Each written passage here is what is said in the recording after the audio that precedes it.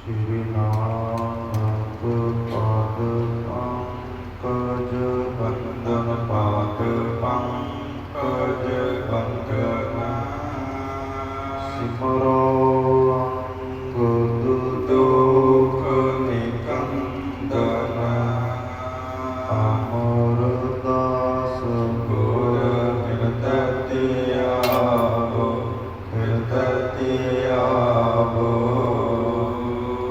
रामदास गुण गावो श्री अर्जुन विघ्नन के नाशक विघ्नन के नाशक हर गोविंद शुभ समत प्रकाशक श्री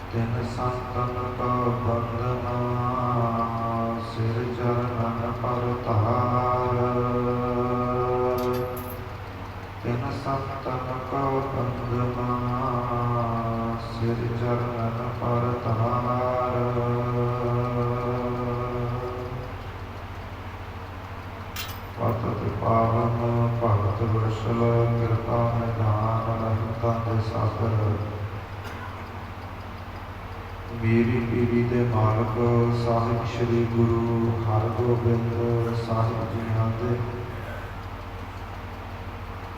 पावन और पवित्र स्थान के उपर साहिब श्री गुरु ग्रंथ साहिब जी के चरण अस रही गुरु रूप गुरु खालसा साध संगत जी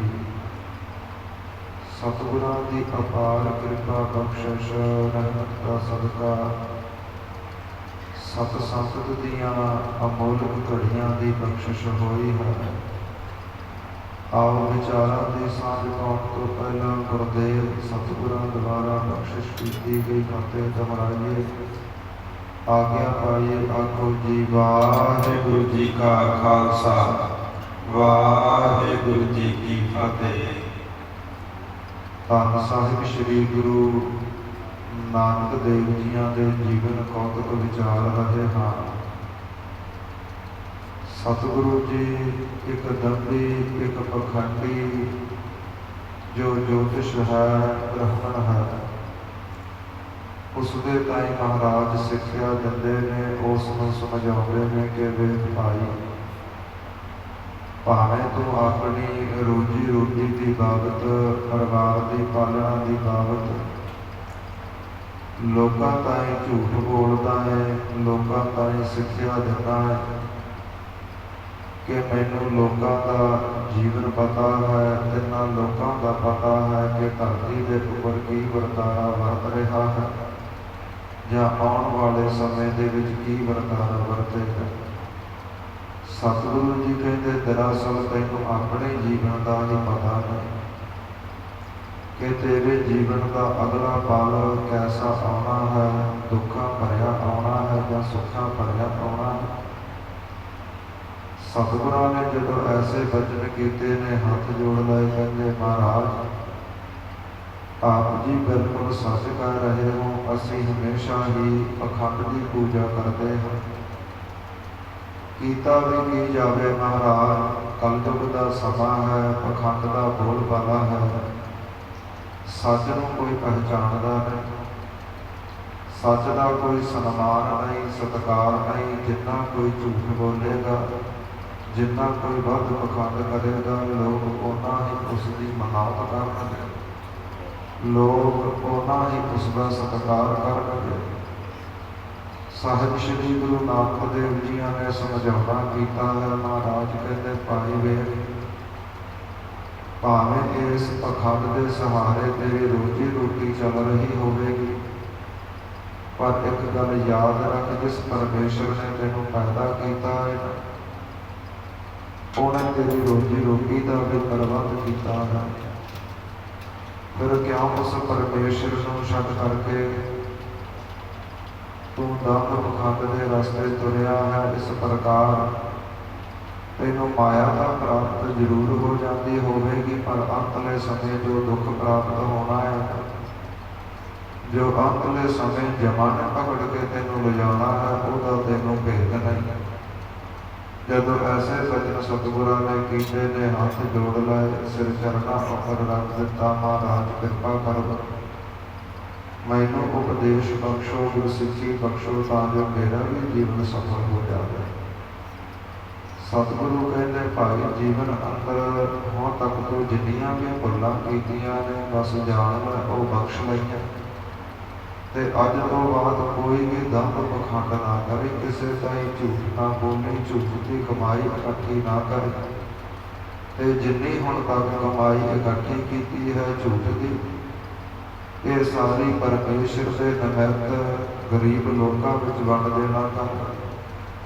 ਅੰਮ੍ਰਿਤ ਵੇਲੇ ਦਾ ਇਸ਼ਨਾਨ ਸਾਨ, ਇਸ਼ਨਾਨ ਉਪਰੰਤ ਨਾਮ ਦਾ ਸਮਾਂ ਸਾਨ, ਕਿਰਤ ਕਮਾਈਆਂ ਕਰ ਔਰ ਉਹਨਾਂ ਵਿੱਚੋਂ ਦਸਵੰਧ ਕੱਢਣਾ ਨਾ ਭੁੱਲੇ। ਇਸ ਪ੍ਰਕਾਰ ਤੇਰਾ ਜੀਵਨ ਸਫਲ ਹੋ ਜਾਵੇਗਾ।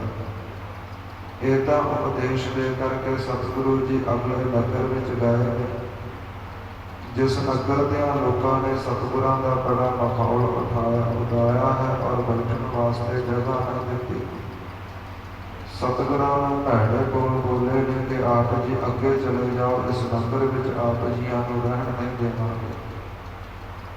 ਸਤਿਗੁਰਾਂ ਨੇ ਬੜੀ ਮਿਠਾਸ ਪਵਿੱਤਰਤਾ ਦੇ ਨਾਲ ਬਚਨ ਕਹੇ ਕਿ ਆਪ ਜੀ ਇਸੇ ਹੀ ਨਗਰ ਵਿੱਚ ਵਸਦੇ ਰਹੋ, ਵਸਦੇ ਰਹੋ। ਅਗਲੇ ਨਗਰ ਵਿੱਚ ਮਹਾਰਾਜ ਚਲੇ ਗਏ ਨੇ। ਉੱਥੋਂ ਦੇ ਜਿਹੜੇ ਲੋਕ ਨੇ ਬੜੇ ਸ਼ੁਭ ਗੁਣਾਂ ਦੇ ਧਾਰਨੀ ਨੇ, ਜਿਨ੍ਹਾਂ ਨੇ ਸਤਿਗੁਰਾਂ ਦੀ ਸੰਤ ਸਰੂਪ ਜਾਣ ਕਰਕੇ ਬੜੀ ਆਓ ਭਗਤ ਕੀਤੀ ਹੈ, ਬੜੇ ਪ੍ਰੇਮ ਦੇ ਨਾਲ ਸਤਿਕਾਰ ਕੀਤਾ, ਸੇਵਾ ਕੀਤੀ ਹੈ। ਤੇ ਸਤਿਗੁਰਾਂ ਨੇ ਉੱਥੇ ਸੁਥੇ ਸਿੱਧੇ ਹੀ ਬਚਨ ਕੀਤੇ ਕਿ ਇਹ ਨਗਰ ਹੈ ਜੋ ਉਜੜ ਜਾਵੇਗਾ। ਭਾਈ ਮਰਦਾਨੇ ਨੇ ਸਵਾਲ ਕੀਤਾ ਕਿ ਮਹਾਰਾਜ, ਜਿਸ ਨਗਰ ਦੇ ਵਿੱਚ ਸਾਨੂੰ ਧੱਕੇ ਪਾਏ ਨੇ, ਜਿਸ ਨਗਰ ਵਿੱਚ ਸਾਨੂੰ ਬੈਠਣ ਵਾਸਤੇ ਵੀ ਜਗ੍ਹਾ ਨਹੀਂ ਮਿਲੀ, ਉਸ ਨਗਰ ਨੂੰ ਤੁਸੀਂ ਵਸਦਾ ਰਹੋ ਦਾ ਉਪਦੇਸ਼ ਦਿੱਤਾ, ਬਚਨ ਕੀਤੇ। ਜਿਸ ਨਗਰ ਨੇ ਸਾਨੂੰ ਰਹਿਣ ਵਾਸਤੇ ਜਗ੍ਹਾ ਦਿੱਤੀ ਹੈ, ਸੁੰਦਰ ਭੋਜਨ ਛਕਾਇਆ ਹੈ, ਬੜੀ ਸੇਵਾ ਕੀਤੀ ਹੈ, ਭਾਵਨਾ ਦੇ ਨਾਲ ਮਹਾਰਾਜ ਉਸ ਨਗਰ ਨੂੰ ਤੁਸੀਂ ਉਜਾੜਨ ਦੀਆਂ ਗੱਲਾਂ ਕਰਦੇ ਹੋ। ਸਤਿਗੁਰੂ ਜੀ ਕਹਿੰਦੇ ਭਾਈ ਮਰਦਾਨਾ ਜੀ, ਦਰਅਸਲ ਕਾਰਨ ਇਹ ਹੈ ਕਿ ਇਸ ਨਗਰ ਦੇ ਜਿਹੜੇ ਲੋਕ ਨੇ ਬੜੇ ਸ਼ੁਭ ਗੁਣਾਂ ਦੇ ਧਾਰਨੀ ਨੇ। ਇਹ ਸਾਰਾ ਹੀ ਨਗਰ ਸ਼ੁਭ ਗੁਣਾਂ ਦਾ ਧਾਰਨੀ ਹੈ। ਜੇਕਰ ਇਹ ਨਗਰ ਉਜੜ ਜਾਵੇਗਾ, ਇਹ ਲੋਕ ਆਸੇ ਪਾਸੇ ਦੇ ਨਗਰਾਂ ਵਿੱਚ ਜਾ ਕੇ ਵੱਖੋ ਵੱਖਰਿਆਂ ਪਿੰਡਾਂ ਵਿੱਚ ਜਾ ਕੇ ਵਸ ਜਾਣਗੇ। ਉੱਥੋਂ ਦੇ ਲੋਕਾਂ ਅੰਦਰ ਵੀ ਪ੍ਰੇਮਾ ਭਗਤੀ ਪੈਦਾ ਹੋਵੇ, ਉੱਥੋਂ ਦੇ ਲੋਕਾਂ ਅੰਦਰ ਵੀ ਸ਼ੁਭ ਗੁਣ ਪੈਦਾ ਹੋਣ। ਜਿਵੇਂ ਚੰਦਨ ਦਾ ਇੱਕ ਰੁੱਖ ਹੁੰਦਾ ਹੈ ਸੰਗਤ ਜੀ, ਹਨੇਰੀ ਵਗਦੀ ਹੈ, ਜਿੱਧਰ ਨੂੰ ਹਵਾ ਵਗਦੀ ਹੈ ਉਹ ਸਾਰਿਆਂ ਰੁੱਖਾਂ ਤਾਈਂ ਸੁਗੰਧੀ ਦਿੰਦਾ ਜਾਂਦਾ ਹੈ। ਜ਼ਹਿਰ ਵਰਗੀ ਖੁੜਤਣਦਾਰ ਨਿੰਮ ਹੁੰਦੀ ਹੈ, ਉਹਦੇ ਵਿੱਚੋਂ ਵੀ ਚੰਦਨ ਦੀ ਸੁਗੰਧੀ ਆਉਣ ਲੱਗ ਜਾਂਦੀ ਹੈ। ਇੱਦਾਂ ਜਿਹੜੇ ਲੋਕ ਗੁਰਮੁਖ ਨੇ, ਸ਼ੁਭ ਗੁਣਾਂ ਦੇ ਧਾਰਨੀ ਨੇ, ਉਹ ਜਦੋਂ ਵੀ ਕਿਸੇ ਕੋਲ ਜਾ ਕੇ ਬੈਠਦੇ ਨੇ ਤੇ ਗੁਰੂ ਦੀ ਗੱਲ ਕਰਦੇ ਹਨ ਤੇ ਅਗਲੇ ਅੰਦਰ ਵੀ ਗੁਰੂ ਪ੍ਰਤੀ ਪ੍ਰੇਮ ਭਾਵਨਾ ਸ਼ਰਧਾ ਪੈਦਾ ਕਰ ਦਿੰਦੇ ਹਨ। ਤੇ ਮਹਾਰਾਜ ਕਹਿੰਦੇ ਇਸ ਪ੍ਰਕਾਰ ਇਹ ਨਗਰ ਉਜੜੇਗਾ, ਹੋਰਾਂ ਨਗਰਾਂ ਵਿੱਚ ਜਾ ਕੇ ਵਸਣਗੇ, ਉੱਥੇ ਵੀ ਧਰਮ ਦੇ ਸ਼ੁਭ ਗੁਣ ਪੈਦਾ ਹੋਣਗੇ। ਮਹਾਰਾਜ ਕਹਿੰਦੇ ਜਿਸ ਨਗਰ ਨੂੰ ਅਸੀਂ ਕਹਿ ਕੇ ਆਏ ਹਾਂ ਨਾ ਕਿ ਤੁਸੀਂ ਵਸਦੇ ਰਹੋ, ਭਾਈ ਮਰਦਾਨਾ ਜੀ ਉਹ ਜਿੱਥੇ ਬੈਠੇ ਉੱਥੇ ਹੀ ਚੰਗੇ ਨੇ। ਜੇਕਰ ਭੈੜੀ ਮਤ ਵਾਲੇ ਲੋਕ ਆਸੇ ਪਾਸੇ ਨਗਰਾਂ ਵਿੱਚ ਜਾਣ ਲੱਗ ਪਏ ਤੇ ਉਹ ਉੱਥੇ ਵੀ ਜਾ ਕੇ ਗੁਰੂ ਪ੍ਰਤੀ, ਗ੍ਰੰਥ ਪ੍ਰਤੀ, ਪੰਥ ਪ੍ਰਤੀ ਸ਼ੰਕੇ ਪੈਦਾ ਕਰਨਗੇ। ਉਹ ਲੋਕਾਂ ਤਾਈਂ ਭੈੜੀ ਮਤ ਦੇਣਗੇ, ਆਪ ਤਾਂ ਵਿਗੜੇ ਨੇ ਤੇ ਹੋਰਨਾਂ ਨੂੰ ਵੀ ਜਾ ਕੇ ਵਿਗਾੜਨਗੇ। ਆਪ ਤਾਂ ਉਹਨਾਂ ਦਾ ਸਾਰਾ ਦਿਨ ਰਾਤ ਵਿਸ਼ੇ ਵਿਕਾਰਾਂ ਅੰਦਰ ਬਤੀਤ ਹੁੰਦਾ ਹੈ ਤੇ ਹੋਰਾਂ ਨਗਰਾਂ ਵਿੱਚ ਜਾ ਕੇ ਵੀ ਉਹ ਵਿਸ਼ੇ ਵਿਕਾਰ ਵਰਗੇ ਜਿਹੜੇ ਔਗਣ ਹਨ ਉਹ ਪੈਦਾ ਕਰਨਗੇ। ਇਸ ਪ੍ਰਕਾਰ ਗੁਰੂ ਨਾਨਕ ਦੇਵ ਜੀ ਮਹਾਰਾਜ ਭਾਈ ਮਰਦਾਨੇ ਤਾਈਂ ਸਮਝਾਉਂਦੇ ਨੇ, ਅੱਗੇ ਚੱਲਦੇ ਨੇ। ਇੱਥੋਂ ਤੱਕ ਪਿਛਲੀਆਂ ਕਥਾ ਵਿਚਾਰਾਂ ਆਈਆਂ ਸਨ। ਆਓ ਜਿਸ ਪ੍ਰਕਾਰ ਅਗਲਾ ਅਭਿਆਸ ਆਉਂਦਾ ਹੈ, ਸ਼ਰਧਾ ਭਾਵਨਾ ਦੇ ਨਾਲ ਸਰਵਣ ਕਰੀਏ ਜੀ। ਸਤਿਨਾਮ ਸ੍ਰੀ ਵਾਹਿਗੁਰੂ ਸਾਹਿਬ ਜੀਓ। ਦੋਹਰਾ ਸੁਖ ਸਾਗਰ ਨਾਗਰ ਗੁਰੂ। ਕਵੀ ਸੰਤੋਖ ਸਿੰਘ ਜੀ ਅਧਿਆਏ ਦੀ ਆਰੰਭਤਾ ਦੇ ਉੱਪਰ ਧੰਨ ਸਾਹਿਬ ਸ੍ਰੀ ਗੁਰੂ ਨਾਨਕ ਦੇਵ ਜੀਆਂ ਦੇ ਚਰਨਾਂ ਦਾ ਮੰਗਲ ਕਰਦੇ ਨੇ, ਨਮਸਕਾਰ ਕਰਦੇ, ਕਹਿੰਦੇ ਨੇ ਜੋ ਗੁਰੂ ਹੈ ਨਾ ਗੁਰੂ ਨਾਨਕ, ਉਹ ਸੁੱਖਾਂ ਦਾ ਸਮੁੰਦਰ ਹੈ। ਸੁਖ ਸਾਗਰ ਨਾਗਰ ਗੁਰ, ਉਹ ਸੁੱਖਾਂ ਦਾ ਸਮੁੰਦਰ ਹੈ ਔਰ ਸਰਬ ਕਲਾ ਸਮਰੱਥ ਹੈ। ਸਾਰਿਆਂ ਹੀ ਗੁਣਾਂ ਦੇ ਵਿੱਚ ਸਤਿਗੁਰੂ ਨਿਪੁੰਨ ਹੈ ਜੀ। ਜਗਤ ਉਜਾਗਰ ਰੂਪ। ਐਸੇ ਗੁਰਾਂ ਦਾ ਜੋ ਪ੍ਰਕਾਸ਼ ਹੈ, ਜੋ ਨਾਮ ਹੈ, ਸਾਰੇ ਹੀ ਸੰਸਾਰ ਵਿੱਚ ਪ੍ਰਗਟ ਹੈ, ਪ੍ਰਕਾਸ਼ਕ ਹੈ। ਬੰਦੋ ਪਾਦ ਅਰਬਿੰਦ ਕੋ। ਐਸੇ ਪੂਰੇ ਗੁਰਾਂ ਦੇ ਚਰਨਾਂ ਦੇ ਉੱਪਰ ਮੈਂ ਦੋਨੋਂ ਹੱਥ ਜੋੜ ਕੇ ਨਮਸਕਾਰ ਕਰਦਾ ਹਾਂ। ਉਚਰੋ ਕਥਾ ਅਨੂਪ। ਜੋ ਆਉਣ ਵਾਲਾ ਗੁਰ ਇਤਿਹਾਸ ਹੈ, ਬੜੀ ਸੁੰਦਰ ਕਥਾ ਹੈ। ਇਹ ਸਰੋਤਾ ਜਨੋਂ ਮੈਂ ਉਹ ਦੱਸਦਾ ਹਾਂ। ਸ੍ਰੀ ਬਾਲਾ ਸੰਦਰਵਾਚ। ਸਾਧੂ ਗੋਤ ਨਾਲ ਸੰਬੰਧ ਰੱਖਣ ਵਾਲੇ ਭਾਈ ਬਾਲਾ ਜੀ ਖਡੂਰ ਸਾਹਿਬ ਦੀ ਪਵਿੱਤਰ ਧਰਤੀ ਉੱਪਰ ਗੁਰੂ ਅੰਗਦ ਦੇਵ ਜੀਆਂ ਦੀ ਪਾਵਨ ਹਜ਼ੂਰੀ ਅੰਦਰ ਭਾਈ ਜੀਵਾ ਜੀ, ਬਾਬਾ ਬੁੱਢਾ ਸਾਹਿਬ ਵਰਗੇ, ਗੁਰੂ ਅਮਰਦਾਸ ਜੀ ਵਰਗੇ ਸਰੋਤੇ ਜਨਾਂ ਦੇ ਵਿੱਚ ਮਹਾਰਾਜ ਦੀ ਪਵਿੱਤਰ ਹਜ਼ੂਰੀ ਦੇ ਅੰਦਰ ਭਾਈ ਬਾਲਾ ਜੀ ਗੁਰੂ ਨਾਨਕ ਦੇਵ ਜੀਆਂ ਦਾ ਅਗਲਾ ਇਤਿਹਾਸ ਇਸ ਪ੍ਰਕਾਰ ਸੁਣਾਉਂਦੇ ਨੇ। ਚੌਪਈ ਸ੍ਰੀ ਅੰਗਦ ਸੁਨ ਕਥਾ ਸੁਹਾਨੀ। ਸ਼੍ਰੋਮਣੀ ਗੁਰੂ ਅੰਗਦ ਦੇਵ ਜੀ ਮਹਾਰਾਜ ਜਿਹੜੀ ਗੁਰੂ ਨਾਨਕ ਪਾਤਸ਼ਾਹ ਦੀ ਸੁੰਦਰ ਕਥਾ ਹੈ, ਜੋ ਮੈਂ ਅੱਖੀਂ ਵੇਖੀ ਹੈ, ਨਾਲ ਰਹਿ ਕਰਕੇ ਕੰਨੀ ਸੁਣੀ ਹੈ, ਉਹ ਇਸ ਪ੍ਰਕਾਰ ਸੁੰਦਰ ਕਥਾ ਸਰਵਣ ਕਰੋ। ਗਮਨ ਕੀਨ ਆਗੇ ਬਖਾਨੀ। ਇਹਦਾ ਨਗਰ ਦੇ ਲੋਕਾਂ ਨੂੰ ਮਹਾਰਾਜ ਉਪਦੇਸ਼ ਦੇ ਕਰਕੇ ਗੁਣਾਂ ਦੀ ਖਾਨ ਗੁਰੂ ਨਾਨਕ ਅੱਗੇ ਚੱਲੇ ਨੇ। ਉਤੋ ਸਤ ਘਰਾ ਏਕ ਸਥਾਨਾ। ਇੱਕ ਸਤ ਘਰਾ ਨਗਰ ਆਇਆ ਹੈ, ਜਿਹੜਾ ਬੜਾ ਸੁੰਦਰ ਸਥਾਨ ਹੈ। ਤਹਾਂ ਪਹੁੰਚੇ ਕਿਰਪਾ ਨਿਧਾਨਾ। ਕਿਰਪਾ ਦੇ ਖਜ਼ਾਨੇ ਸਤਿਗੁਰੂ ਜੀ। ਸਤਰ ਘੜਾ ਜਿਹੜਾ ਨਗਰ ਹੈ ਨਾ, ਸਤ ਘਰਾ, ਉਸ ਨਗਰ ਦੇ ਅੰਦਰ ਮਹਾਰਾਜ ਪਹੁੰਚੇ ਨੇ। ਗਮਨੇ ਬੰਬਰ ਬਾਜ਼ਾਰ ਮਝਾਰਾ। ਤੇ ਇਸ ਪ੍ਰਕਾਰ ਫਿਰ ਮਹਾਰਾਜ ਉਸ ਨਗਰ ਦੀਆਂ ਸੁੰਦਰ ਬਾਜ਼ਾਰਾਂ ਵਿੱਚ ਤੁਰਦੇ ਫਿਰਦੇ ਨੇ। ਬੈਠ ਗਏ ਇੱਕ ਖਾਟ ਉਦਾਰਾ। ਤੇ ਇੱਕ ਬੜਾ ਵੱਡਾ ਸ਼ਾਹੂਕਾਰ ਹੈ, ਸੇਠ ਹੈ। ਮਹਾਰਾਜ ਉਸ ਦੀ ਸੁੰਦਰ ਦੁਕਾਨ ਵੇਖ ਕੇ ਉਸ ਦੇ ਅੱਗੇ ਬੈਠੇ ਨੇ। ਉਤੋਂ ਧਨਾੜ ਸ਼ਾਹ ਇੱਕ ਭਾਰੀ। ਜਿਹੜਾ ਉਹ ਸ਼ਾਹੂਕਾਰ ਹੈ ਨਾ, ਜਿਹਦੀ ਦੁਕਾਨ ਅੱਗੇ ਮਹਾਰਾਜ ਬੈਠੇ ਨੇ, ਉਹ ਮਾਇਆ ਕਰਕੇ ਬੜਾ ਤਕੜਾ ਹੈ। ਸਰਕਾਰੀ ਜਿਸਦੇ ਬੜੇ ਕੰਮ ਕਰਨ ਵਾਲੇ ਨੌਕਰ ਚਾਕਰ ਰੱਖੇ ਨੇ, ਉਸ ਰਾਜੇ ਦੇ ਅੱਗੇ ਪਿੱਛੇ ਤੁਰਦੇ ਫਿਰਦੇ ਨੇ। ਜਗ ਕੇ ਧੰਦ ਆਦਿਕ ਸੋ ਕਰਈ ਇਸ ਪ੍ਰਕਾਰ ਜਿਹੜੇ ਜਗ ਦੇ ਕੰਮ ਧੰਦੇ ਨੇ, ਉਸ ਸ਼ਾਹੂਕਾਰ ਦੇ ਬੜੇ ਵਧਾਏ ਹੋਏ। ਭਾਵ ਬੜਾ ਭਾਰਾ ਉਸਦਾ ਜਿਹੜਾ ਰੁਜ਼ਗਾਰ ਦਾ ਸਾਧਨ ਹੈ, ਦੁਕਾਨ ਹੈ, ਬੜੀ ਭਾਰੀ ਮਾਤਰਾ ਵਿੱਚ ਉਸਦਾ ਸਮਾਨ ਹੈ, ਕੰਮ ਧੰਦੇ ਹਨ। ਹਿਰਦੇ ਨਾਮ ਹਰ ਕਦੇ ਨਾ ਧਰਈ ਪਰ ਸੰਸਾਰ ਦੇ ਅੰਦਰ ਕੰਮ ਧੰਦੇ ਤਾਂ ਬੜੇ ਵੱਡੇ ਨੇ, ਪਰ ਕਦੇ ਪਰਮੇਸ਼ਰ ਦਾ ਨਾਮ ਨਹੀਂ ਚੇਤੇ।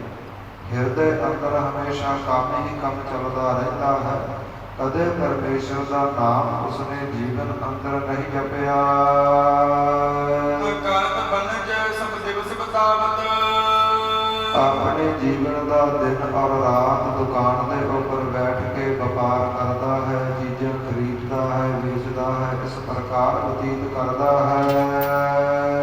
ਬਚੀ ਭਾਇਓ ਕਬਕੇ ਨਾ ਸਤਾਰਾਵਤ ਇਸ ਪ੍ਰਕਾਰ ਆਪਣੇ ਕੰਮਾਂ ਧੰਦਿਆਂ ਦੇ ਵਿੱਚ ਇਸ ਕਦਰ ਬਚਿਆ ਹੋਇਆ ਹੈ, ਉਹਨਾਂ ਨੂੰ ਕਦੇ ਵੀ ਵਿਸਾਰਦਾ ਨਹੀਂ।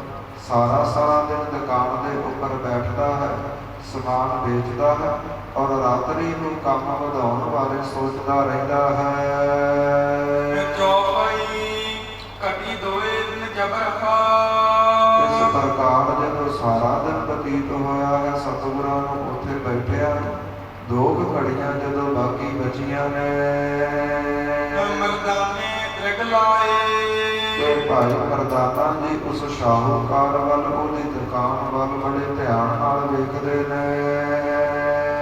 ਕਹਿਓ ਸੁਖੀ ਬਹੁ ਸਾਫ ਇਹੋ ਤੇ ਕਹਿਣ ਲੱਗਾ, ਵੇਖੋ ਮਹਾਰਾਜ, ਇਹ ਸ਼ਾਹੂਕਾਰ ਕਿੰਨਾ ਸੁਖੀ ਹੈ, ਕਿੰਨੇ ਸੁੱਖ ਇਸ ਨੂੰ ਪ੍ਰਾਪਤ ਹੋਏ ਨੇ। ਸੁਖ ਸੋ ਦਿਵਸ ਬਿਤਾਏ ਸੁੱਖਾਂ ਦੇ ਅੰਦਰ ਇਹਦਾ ਸਾਰਾ ਦਿਨ ਬਤੀਤ ਹੋ ਜਾਂਦਾ ਹੈ। ਚੌਪਈ ਕਬ ਕੇ ਤੁਮ ਬੈਠੇ ਇਸ ਥਾਈ ਭਾਈ ਮਰਦਾਨਾ ਜੀ ਕਹਿੰਦੇ, ਵੇਖੋ ਗੁਰੂ ਨਾਨਕ ਦੇਵ ਜੀ ਮਹਾਰਾਜ, ਤੁਸੀਂ ਕਦੋਂ ਦੇ ਇਸ ਦੀ ਦੁਕਾਨ ਅੱਗੇ ਬੈਠੇ ਹੋ।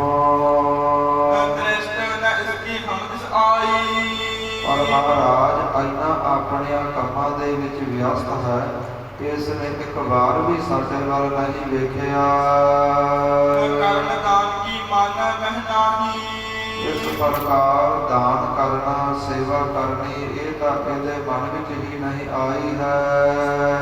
ਬੇਮੁਖ ਸੰਤਨ ਤੇ ਇਹ ਆਹੀ ਇਸ ਪ੍ਰਕਾਰ ਜਿਹੜੇ ਇਹ ਬੇਮੁਖ ਸੰਤਨ ਤੇ ਇਹ ਆਹੀ, ਇਹ ਤਾਂ ਮਹਾਰਾਜ ਬੇਮੁਖ ਲੱਗਦਾ ਹੈ, ਬੇਮੁਖ ਬੰਦਾ ਹੈ, ਸੰਤਾਂ ਸਾਧੂਆਂ ਨੂੰ ਨਹੀਂ ਵੇਖਦਾ, ਉਹਨਾਂ ਦੀ ਮਹਿਮਾ ਨਹੀਂ ਜਾਣਦਾ। ਕਬਨੇ ਨਾ ਸੇਵ ਕਿਸੂ ਕੀ ਕਰਈ ਲੱਗਦਾ ਇਸਨੇ ਜੀਵਨ ਅੰਦਰ ਕਦੇ ਕਿਸੇ ਸੰਤ ਮਹਾਤਮਾ ਦੀ ਸੇਵਾ ਨਹੀਂ ਕੀਤੀ। ਭਾਵ ਭਗਤ ਕੋ ਹਿਰਦੈ ਨ ਧਰਈ ਨਾ ਹੀ ਪਰਮੇਸ਼ਰ ਦੇ ਨਾਲ ਪ੍ਰੇਮ ਹੈ, ਨਾ ਹੀ ਕਦੇ ਉਸ ਦੀ ਭਗਤੀ ਕੀਤੀ ਹੋਵੇਗੀ। ਸੁਖੀ ਰਹਿਤ ਉਲਟੀ ਇਹ ਜਾਣੀ ਇਸ ਪ੍ਰਕਾਰ ਮਹਾਰਾਜ, ਪਰ ਇਸ ਨੂੰ ਇੰਨੇ ਸੁੱਖ ਕਿਵੇਂ ਪ੍ਰਾਪਤ ਹੈ? ਕਦੇ ਇਸ ਨੇ ਪੁੰਨ ਦਾਨ ਨਹੀਂ ਕੀਤਾ, ਦਸਵੰਧ ਨਹੀਂ ਕੱਢਿਆ, ਪਰਮੇਸ਼ਰ ਦੀ ਭਗਤੀ ਨਹੀਂ ਕੀਤੀ, ਸੇਵਾ ਸਿਮਰਨ ਸੰਗਤ ਨਹੀਂ ਕੀਤੀ, ਪਰ ਵੇਖੋ ਕੈਸੇ ਉਲਟੀ ਰੀਤੀ ਹੈ, ਕਿੰਨਾ ਇਸ ਦੇ ਜੀਵਨ ਅੰਦਰ ਸੁੱਖ ਹੀ ਸੁੱਖ ਹੈ। ਸੁਣ ਕੇ ਅਸ ਬੋਲੇ ਗੁਰਖਾਨੀ ਇਸ ਪ੍ਰਕਾਰ ਭਾਈ ਮਰਦਾਨੇ ਦੇ ਬਚਨ ਸੁਣ ਕਰਕੇ ਗੁਣਾਂ ਦੀ ਖਾਨ ਗੁਰੂ ਨਾਨਕ ਦੇਵ ਜੀ ਬੋਲੇ ਨੇ। ਰੀਤ ਕਲਪ ਕੀ ਦੁਖ ਕੋ ਦੇਈ ਮਹਾਰਾਜ ਕਹਿੰਦੇ, ਜੈਸਾ ਇਹਦਾ ਜੀਵਨ ਹੈ, ਇਹਨੂੰ ਜ਼ਰੂਰ ਕੋਈ ਵੱਡਾ ਦੁੱਖ ਹੋਵੇਗਾ। ਜਿਨਹਿ ਗਿਆਨ ਸੁਖੀਆ ਹੈ ਦੇਈ ਮਹਾਰਾਜ ਕਹਿੰਦੇ, ਭਾਈ ਇੱਥੇ ਤਾਂ ਸੁਖੀ ਸਿਰਫ ਉਹ ਲੋਕ ਨੇ ਜਿਹੜੇ ਇਸ ਪ੍ਰਕਾਰ ਪਰਮੇਸ਼ਰ ਦਾ ਗਿਆਨ ਰੱਖਦੇ, ਜਿਨ੍ਹਾਂ ਨੂੰ ਪਤਾ ਹੈ ਕਿ ਜੋ ਦੁੱਖ ਹੈ ਸੁੱਖ ਹੈ ਇਹ ਪਰਮੇਸ਼ਰ ਦੀਆਂ ਦਾਤਾਂ ਨੇ। ਉਹ ਸੁੱਖ ਦੇ ਵਿੱਚ ਵੀ ਉਹੀ ਸੁਭਾਅ ਰੱਖਦੇ ਨੇ ਔਰ ਦੁੱਖ ਦੇ ਵਿੱਚ ਵੀ ਉਹੀ ਸੁਭਾਅ ਰਹਿੰਦਾ ਹੈ। ਜਿਨ੍ਹਾਂ ਨੂੰ ਪਰਮੇਸ਼ਰ ਦਾ ਗਿਆਨ ਹੈ ਨਾ, ਉਹੀ ਸਿਰਫ ਇੱਥੇ ਸੁਖੀ ਹਨ। ਬਿਨ ਸੂਰਜ ਕਬ ਨਹਿ ਦਿਨ ਆਹੀ ਦੇਖੋ ਭਾਈ ਮਰਦਾਨਾ ਜੀ, ਜਿਵੇਂ ਸੂਰਜ ਚੜ੍ਹੇ ਬਿਨਾਂ ਕਦੇ ਦਿਨ ਨਹੀਂ ਚੜ੍ਹਦਾ। ਹੀਨ ਗਿਆਨ ਤਿਉ ਸੁਖ ਕਹਿ ਨਾਹੀ। ਤੇ ਜਿਹੜੇ ਲੋਕ ਗਿਆਨ ਤੋਂ ਹੀਣੇ ਨੇ, ਜਿਨ੍ਹਾਂ ਨੇ ਕਦੇ ਪਰਮੇਸ਼ਰ ਦੀ ਭਗਤੀ ਕੀਤੀ ਨਹੀਂ, ਜਿਨ੍ਹਾਂ ਨੇ ਸੇਵਾ ਸਿਮਰਨ ਕੀਤਾ ਹੀ ਨਹੀਂ, ਉਹਨਾਂ ਨੂੰ ਭਲਾ ਕਿਵੇਂ ਸੁਖ ਪ੍ਰਾਪਤ ਹੋਵੇਗਾ। ਜੇਕਰ ਤੇਰੇ ਔਰ ਸੰਦੇਹੂ, ਜੇਕਰ ਭਾਈ ਮਰਦਾਨਾ ਜੀ ਤੁਹਾਡੇ ਮਨ ਅੰਦਰ ਕੋਈ ਸ਼ੰਕਾ ਹੈ, ਸਾਥੇ ਬੁਲਾਏ ਬੂਝ ਕਿਲੇਹੂ।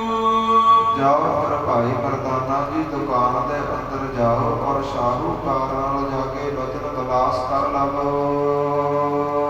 ਸੁਣ ਕਰ ਇਸ ਪ੍ਰਕਾਰ ਮਰਦਾਨੇ, ਇਸ ਪ੍ਰਕਾਰ ਸਤਿਗੁਰਾਂ ਦੇ ਵਚਨ ਸੁਣ ਕਰਕੇ ਭਾਈ ਮਰਦਾਨਾ ਜੀ ਸਾਧ ਸੰਗ ਤਬ ਬਚਨ ਬਖਾਨੇ। ਦੁਕਾਨ ਦੇ ਅੰਦਰ ਗਿਆ ਹੈ ਭਾਈ ਮਰਦਾਨਾ ਔਰ ਸ਼ਾਹੂਕਾਰ ਦੇ ਨਾਲ ਵਚਨ ਵਿਲਾਸ ਕਰਨੇ ਸ਼ੁਰੂ ਕੀਤੇ ਨੇ। ਉਸ ਨੂੰ ਦੁੱਖ ਸੁੱਖ ਪੁੱਛਿਆ ਹੈ, ਸੁਖ ਵਿਸਾਲ ਮਹਿ ਤੁਮਕੋ ਜੋਵਾ।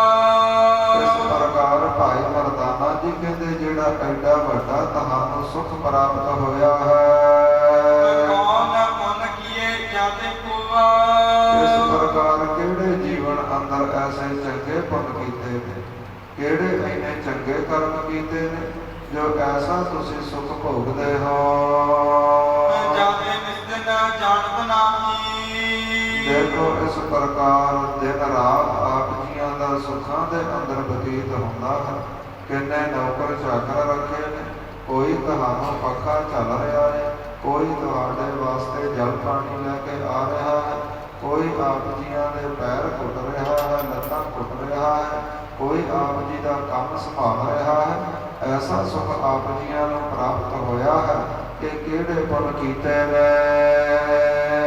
ਮਗਨ ਰੱਖੋ ਆਪਣੇ ਸੁਖ ਮਾਹੀ। ਤੇ ਦਿਨ ਰਾਤ ਆਪ ਜੀਆਂ ਦਾ ਕਦੋਂ ਸੁੱਖਾਂ ਦੇ ਅੰਦਰ ਬਤੀਤ ਹੋ ਜਾਂਦਾ ਹੈ, ਆਪ ਜੀਆਂ ਨੂੰ ਪਤਾ ਹੀ ਨਹੀਂ ਲੱਗਦਾ, ਕਿਉਂਕਿ ਆਪ ਜੀ ਸੁੱਖਾਂ ਦੇ ਅੰਦਰ ਮਗਨ ਰਹਿੰਦੇ ਹੋ। ਲੱਖ ਦਰਵੇਸ਼ ਬੇਸ ਮਨ ਮਾਹੀ। ਜਦੋਂ ਇਸ ਪ੍ਰਕਾਰ ਭਾਈ ਮਰਦਾਨੇ ਦੇ ਸੁੰਦਰ ਬਚਨ ਸੁਣੇ ਨੇ ਨਾ ਸ਼ਾਹੂਕਾਰ ਨੇ, ਉਹਨੇ ਸੋਚਿਆ ਹੈ ਕਿ ਇਹ ਕੋਈ ਜ਼ਰੂਰ ਦਰਵੇਸ਼ ਹੈ, ਪਰਮੇਸ਼ਰ ਦਾ ਭਗਤ ਹੈ। ਬੋਲਿਓ ਸਾਹ ਅਤਕ ਦੁਖ ਜਾਹੀ। ਤੇ ਭਾਈ ਮਰਦਾਨੇ ਦੇ ਬਚਨ ਸੁਣ ਕਰਕੇ ਸ਼ਾਹੂਕਾਰ ਬੋਲਿਆ ਹੈ, ਔਰ ਉਸ ਦੀਆਂ ਬਚਨਾਂ ਦੇ ਅੰਦਰ, ਬੋਲਾਂ ਦੇ ਅੰਦਰ ਸੰਗਤ ਜੀ ਇੱਕ ਭਾਰੀ ਦੁੱਖ ਛੁਪਿਆ ਹੋਇਆ ਹੈ। ਸਰਬ ਜਗਤ ਮਹਿ ਮੁਹਿ ਸਮਾਨਾ। ਕਹਿਣ ਲੱਗਾ, ਵੇਖੋ ਦਰਵੇਸ਼ ਪਰਮੇਸ਼ਰ ਦੇ ਪਿਆਰੇ, ਸਾਰੇ ਸੰਸਾਰ ਵਿੱਚ ਮੇਰੇ ਬਰਾਬਰ ਔਰ ਨਾ ਕੋ ਦੁਖੀ ਮਹਾਨਾ। ਮੇਰੇ ਵਰਗਾ ਕੋਈ ਦੁਖੀ ਨਹੀਂ ਹੋਵੇਗਾ। ਜਿੰਨਾ ਦੁਖੀ ਮੈਂ ਹਾਂ, ਮੇਰੇ ਇਸ ਸੰਸਾਰ ਦੇ ਵਿੱਚ ਕੋਈ ਮੇਰੇ ਬਰਾਬਰ, ਮੇਰੇ ਜਿੰਨਾ ਦੁਖੀ ਨਹੀਂ ਹੋਵੇਗਾ। ਦੁਖ ਬਹੁਤ ਸੁਖ ਹਨ ਜਾਈ। ਐਸਾ ਦੁੱਖ ਹੈ, ਐਸਾ ਗੁਪਤ ਦੁੱਖ ਹੈ ਮੈਨੂੰ, ਜੋ ਲੋਕਾਂ ਤੱਕ ਦੱਸਿਆ ਵੀ ਨਹੀਂ ਜਾਂਦਾ। ਕੈਸੇ ਤੁਮ ਟਿਕ ਦਿਓ ਬਤਾਈ। ਤੇ ਫਿਰ ਮੈਂ ਕਿਵੇਂ ਹੌਸਲਾ ਕਰਕੇ ਤੁਹਾਨੂੰ ਆਪਣੇ ਦੁਖੀ ਦਾ, ਆਪਣੇ ਦੁਖੀ ਹੋਣ ਦਾ ਕਾਰਨ, ਆਪਣੇ ਦੁੱਖ ਦਾ ਕਾਰਨ ਦੱਸ ਦੇਵਾਂ। ਕਹਿ ਦਾਨਾ ਸੰਤ ਮਹਾਨੇ। ਤੇ ਭਾਈ ਮਰਦਾਨਾ ਜੀ ਕਹਿਣ ਲੱਗੇ, ਠੀਕ ਹੈ, ਜੇਕਰ ਮੈਨੂੰ ਨਹੀਂ ਦੱਸਣਾ ਤੇ ਉਹ ਸਾਹਮਣੇ ਵੇਖੋ, ਤੁਹਾਡੀ ਦੁਕਾਨ ਦੇ ਬਾਹਰ ਆਪ ਖੁਦਾ ਆਏ ਨੇ, ਆਪ ਪਰਮੇਸ਼ਰ ਮਹਾਨ ਸੰਤ ਬੈਠੇ ਨੇ। ਇਨ ਆਗੇ ਕਹੋ ਹਵੇ ਦੁਖਾਨੇ। ਜੇਕਰ ਸ਼ਾਹੂਕਾਰ ਜੀ ਤੁਸੀਂ ਆਪਣੇ ਦੁੱਖ ਦਾ ਕਾਰਨ ਉਹਨਾਂ ਤੱਕ ਦੱਸ ਦੇਵੋਗੇ ਨਾ, ਉਹਨਾਂ ਨੂੰ ਖੁੱਲ੍ਹ ਕੇ ਦੱਸ ਦੇਵੋਗੇ, ਤੇ ਆਪ ਜੀਆਂ ਦਾ ਦੁੱਖ ਜ਼ਰੂਰ ਨਾਸ਼ ਹੋਵੇਗਾ। ਨਿਕਟ ਬੈਠ ਗੁਰ ਸਾਥ ਲਾਈ। ਤੇ ਗੁਰੂ ਨਾਨਕ ਪਾਤਸ਼ਾਹ ਦੇ ਨੇੜੇ ਹੋ ਕੇ ਬੈਠਾ ਹੈ ਸ਼ਾਹੂਕਾਰ, ਹੱਥ ਜੋੜੇ ਨੇ, ਬੜੇ ਦੁਖੀ ਹਿਰਦੇ ਨਾਲ ਦੱਸਣ ਲੱਗਾ ਹੈ। ਸੁਣੋ ਸੰਤ ਤੁਮ ਸਭ ਸੁਖਦਾਈ। ਕਹਿਣ ਲੱਗਾ, ਸੰਤ ਜੀ ਸੁਣਨਾ ਕਰੋ, ਜੋ ਮੈਨੂੰ ਦੁੱਖ ਹੈ, ਆਪ ਜੀ ਦਾ ਸਾਰਿਆਂ ਹੀ ਸੁੱਖਾਂ ਦੇ ਖਜ਼ਾਨੇ ਹੋ। ਅੰਗਨਾ ਜੋ ਮੇਰੇ ਕਰਮਾਂ ਦੀ। ਕਹਿਣ ਲੱਗਾ, ਦਰਅਸਲ ਮਹਾਰਾਜ, ਜੋ ਮੇਰੇ ਘਰ ਵਾਲੀ ਹੈ, ਜੋ ਮੇਰੇ ਘਰ ਵਾਲੀ ਹੈ, ਉਹ ਸਨੇਹ ਸੰਗ ਮਮਤਾਹੀ ਇਸ ਪ੍ਰਕਾਰ ਉਹਦੇ ਨਾਲ ਮੈਨੂੰ ਅੰਤਾਂ ਦਾ ਪ੍ਰੇਮ ਹੈ। ਰਾਤ ਦਿਵਸ ਤਹਿ ਭੋਗ ਵਿਲਾਸਾ ਰਾਤ ਦਿਨ ਉਸਦੇ ਨਾਲ ਬਤੀਤ ਕਰਦਾ ਹਾਂ। ਕਰਮ ਰਹਿਤ ਨਹਿ ਛੋਟੋ ਪਾਸਾ ਇਸ ਪ੍ਰਕਾਰ ਹਮੇਸ਼ਾ ਹੀ ਅਸੀਂ ਇਕੱਠੇ ਰਹਿੰਦੇ ਹਾਂ, ਕਦੇ ਵੀ ਇੱਕ ਦੂਜੇ ਨੂੰ ਛੱਡ ਕੇ ਪਾਸੇ ਨਹੀਂ ਜਾਂਦੇ। ਇੱਕ ਸਮੇਂ ਹੋਇਓ ਤਹਿ ਲੋਗਾ ਤੇ ਮਹਾਰਾਜ ਇੱਕ ਸਮਾਂ ਐਸਾ ਆਇਆ ਸੀ ਸਾਡੇ ਜੀਵਨ ਅੰਦਰ ਕਿ ਜੋ ਮੇਰੀ ਪਤਨੀ ਹੈ ਨਾ, ਉਹਨੂੰ ਕੋਈ ਭਿਆਨਕ ਰੋਗ ਲੱਗਿਆ ਸੀ। ਦੁਰਬਲ ਮ੍ਰਿਤ ਤੇ ਪਾਸੋਗਾ ਬਸ ਐਸਾ ਉਸਦਾ ਸਰੀਰ ਰੋਗ ਨੇ ਗ੍ਰਸ ਲਿਆ ਸੀ। ਘੜੀ ਤੋਂ ਘੜੀ ਦੀ ਉਸਦੀ ਜ਼ਿੰਦਗੀ ਸੀ। ਏਦਾਂ ਲੱਗਦਾ ਸੀ ਕਿ ਇਸ ਪਲ ਅਗਲੇ ਪਲ ਮੌਤ ਆਵੇਗੀ। ਅਤਕਦਾਨ ਦੀਨੋ ਤਹਿ ਕਾਲਾ ਤੇ ਇਸ ਪ੍ਰਕਾਰ ਮੈਂ ਆਪਣੀ ਪਤਨੀ ਦੀ ਤੰਦਰੁਸਤੀ ਵਾਸਤੇ ਬੜਾ ਦਾਨ ਪੁੰਨ ਵੀ ਕੀਤਾ ਸੀ। ਮੀਨੋ ਗੋਹਰ ਲਾਭ ਸਾਲਾ ਇਸ ਪ੍ਰਕਾਰ ਬੜਾ ਬਿਰਲਾਪ ਮੈਂ ਮਨ ਅੰਦਰ ਬੜਾ ਦੁਖੀ ਰਹਿੰਦਾ ਸੀ।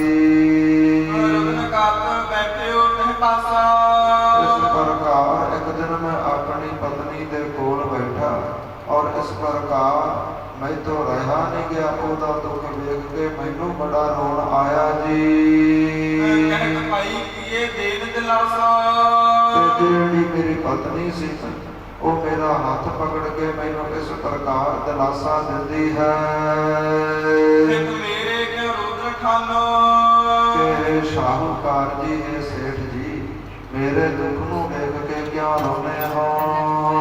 ਜਿਸ ਕੋ ਬਾੜਤ ਨਵੰਤ ਪਛਾਨੋ ਤੁਸੀਂ ਤਾਂ ਸਾਰੇ ਨਗਰ ਦੇ ਵਿੱਚੋਂ ਅਮੀਰ ਹੋ, ਧਨਾੜ ਹੋ, ਮਾਇਆ ਧਾਰੀ ਹੋ।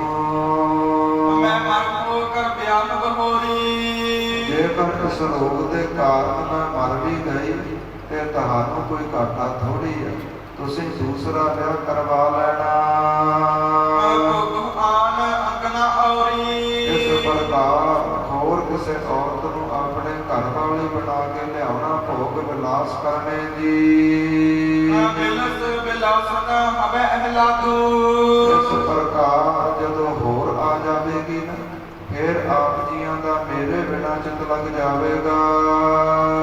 ਮੁਝੇ ਵਿਸਾਰ ਕਰਹਿ ਨਾ ਯਾਦੂ ਦੇਖਿਓ ਐਸਾ ਸਮਾਂ ਆਵੇਗਾ, ਹੁਣ ਤਾਂ ਤੁਸੀਂ ਮੇਰੇ ਕੋਲੇ ਬੈਠ ਕੇ ਰੋਂਦੇ ਹੋ, ਜਦੋਂ ਕੋਈ ਹੋਰ ਆ ਗਈ ਐਸੇ ਤੁਸੀਂ ਉਸਦੇ ਪ੍ਰੇਮ ਵਿੱਚ ਭਿੱਜ ਜਾਵੋਗੇ, ਤੁਹਾਨੂੰ ਮੇਰਾ ਚੇਤਾ ਵੀ ਨਹੀਂ ਆਵੇਗਾ, ਤੁਸੀਂ ਮੈਨੂੰ ਵਿਸਾਰ ਦੇਵੋਗੇ।